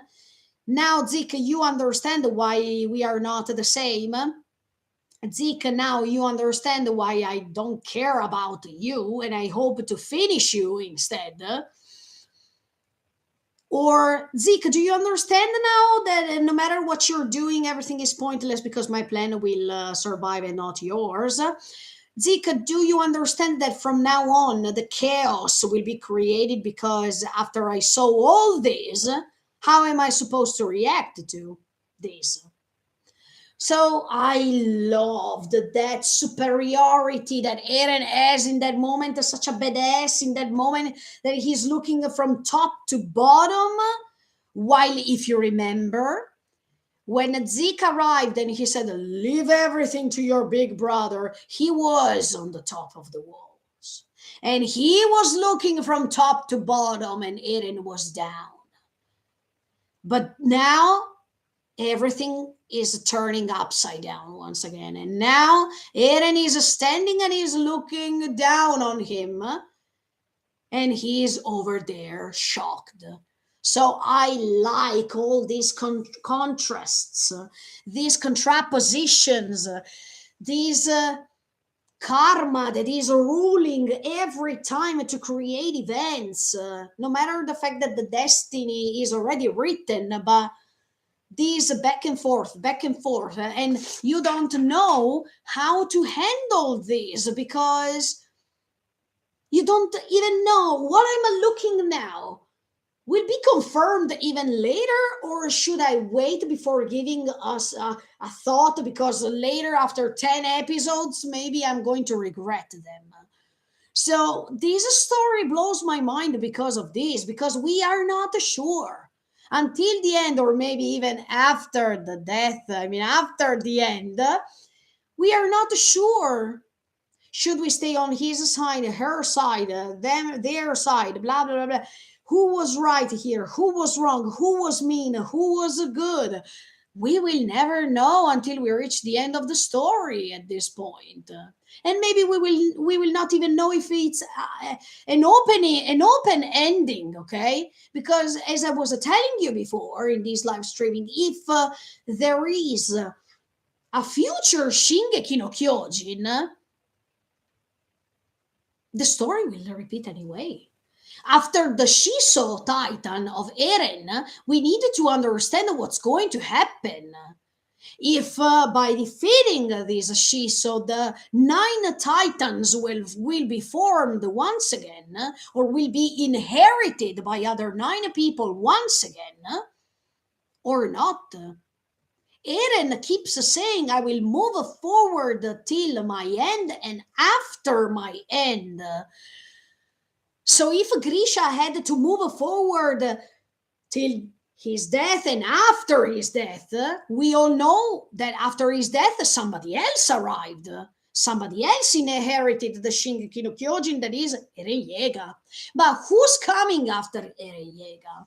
This is interesting. It can be somebody common, somebody who didn't even know anything about this. And by inheriting this Shingeki no Kyojin, he will see all the story of everything.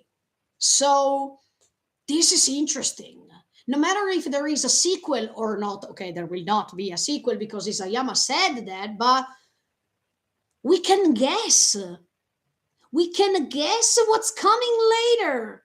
If he gives us an open ending, that's great because we can stay here years to guess.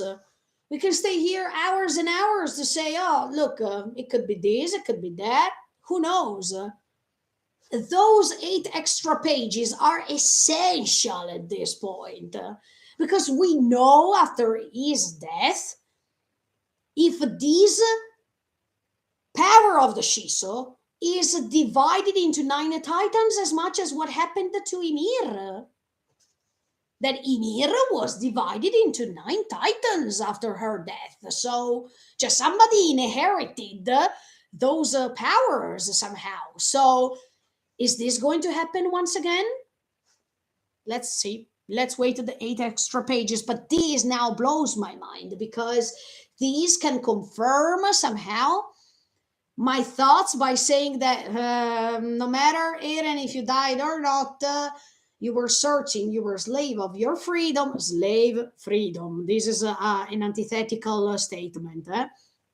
But you wanted to reach your freedom, but what about the rest of the world? Even if you save the paradise, it's absolutely possible that these paradise people will make problems in the future. They will not they can create other wars because I told you yesterday, if there is individualism, if there is the power of individualism, that means that all people can think differently and they are not thinking all the same. Just for that, you understand that things can go back, not as before, but there will be other wars, there will be other problems. So this doesn't change anything at the end of the day. Okay, he will save the paradise and all the other people inside the paradise, but I think that even Eren, maybe Eren saw these things from the future owner of the Shingeki no Kyojin, that he has to do something like this in order to reach other events coming later. Why not? We should think beyond all this. We should start to use our imagination. What if Eren, the Eren of the future who controlled Grisha, was at the same time controlled by somebody else coming later? It could be. So is Eren the victim now? Because he was controlled by the future owner of the Shingeki no Kyojin, who told him if the destiny, if the story is already written, is it written also for Eren? Somebody else suggested him to do this because also his destiny was written. Maybe. And this story will never have a ending. That's why it's pointless to have a sequel, because thanks to these things we already have, we already understand that things can repeat over and over and over again. Maybe he interrupted that loop to start another loop. Who knows? Yes, Juan, he will not be free. Yes, in fact, he's not free. Eren will not be free because if we are following the ending lyrics, he has always a place to return to. So he is always stuck on this earth. I mean, on the earth of a Shingeki no Kyojin story. I mean, the setting of the Shingeki no Kyojin. He is always coming back to Mikasa because of the red scarf, because maybe he's going to reincarnate into a bird. We talked about this many hours already, but of course he's not free. Even Eren will be cursed for eternity at this point. And by being a slave of freedom, and by being a slave, he's always condemned to this. But he has a place to return to, so he can't be free. Actually, he can't be free. Otherwise, he would have gone, and he would have never been able to return. But he has a place to come back. He has a place to return to. So let's see. I'm just guessing, okay? I'm just guessing to have fun with you. That's it. But we will understand. Okay, guys, look, I finished all of my thoughts for this episode. Thank you so much for the support. It was pretty long, I know. But as you all know, I need to tell you my thoughts. So when you watch my reaction videos, you know why I'm saying certain things and why I say some other things. Because, for example, if I am about to confirm some things that are happening in the future, and you will hear, I told you, is because I told you in these live streamings. So it's just a consequence, okay? But people who don't follow me, if I say, I told you this, maybe they will say, oh, no, actually, you read the manga. See, you read the manga. No, it's because I was thinking about what could have happened. Then it can be confirmed or not. This is something different, okay? But I do these live streamings so you understand my thoughts now. And when I will watch the future episodes, I can tell you, I told you, or no, I was wrong. At this time, I was wrong. So the important thing for me is to let you understand what I think. So in the future, we can keep going on collecting other thoughts together. And even if it takes lots of time, I know, but this episode was really deep, was full of details, full of symbols, full of sentences that had to be analyzed, as you noticed, from different perspectives. Lots of sentences that had to be reanalyzed because season 1 was no more season 4 part 2, and it had a different meaning. And yeah, if I invest lots of time like this for a story like this, it makes you understand how much I love this story. So I think you understand what I mean, because you also love this story so much. Let's see what's going to happen. Look, guys, one thing. Tomorrow afternoon, Japanese time, I will make a tiny live streaming to rewatch the episode. So I wanted to see if I caught all the details, if I was able to detect everything that is coherent with my thoughts or not. So in the case I forgot something, we will just rewatch the episode and I will just say, okay, I forgot about that, for example, and things like this. Thank you so much for the support, guys. Hope you enjoyed, and see you on Sunday with this mirrored episode 1 versus episode 80. To you after 2,000 years versus from you 2,000 years ago. Finally, we will be able to reach Ymir and her background story. Can't wait because everything started from her. So let's see how it went. Let's see if I like her, if I don't like her, many things like this. Okay, guys, thank you so much for the support. Bye, guys. See you in the next video, in the next live streamings. Thank you so much for the support. Keep subscribing to the channel, and welcome to all of the new subscribers. Bye, guys. See you next time. Bye. Bye bye. Bye.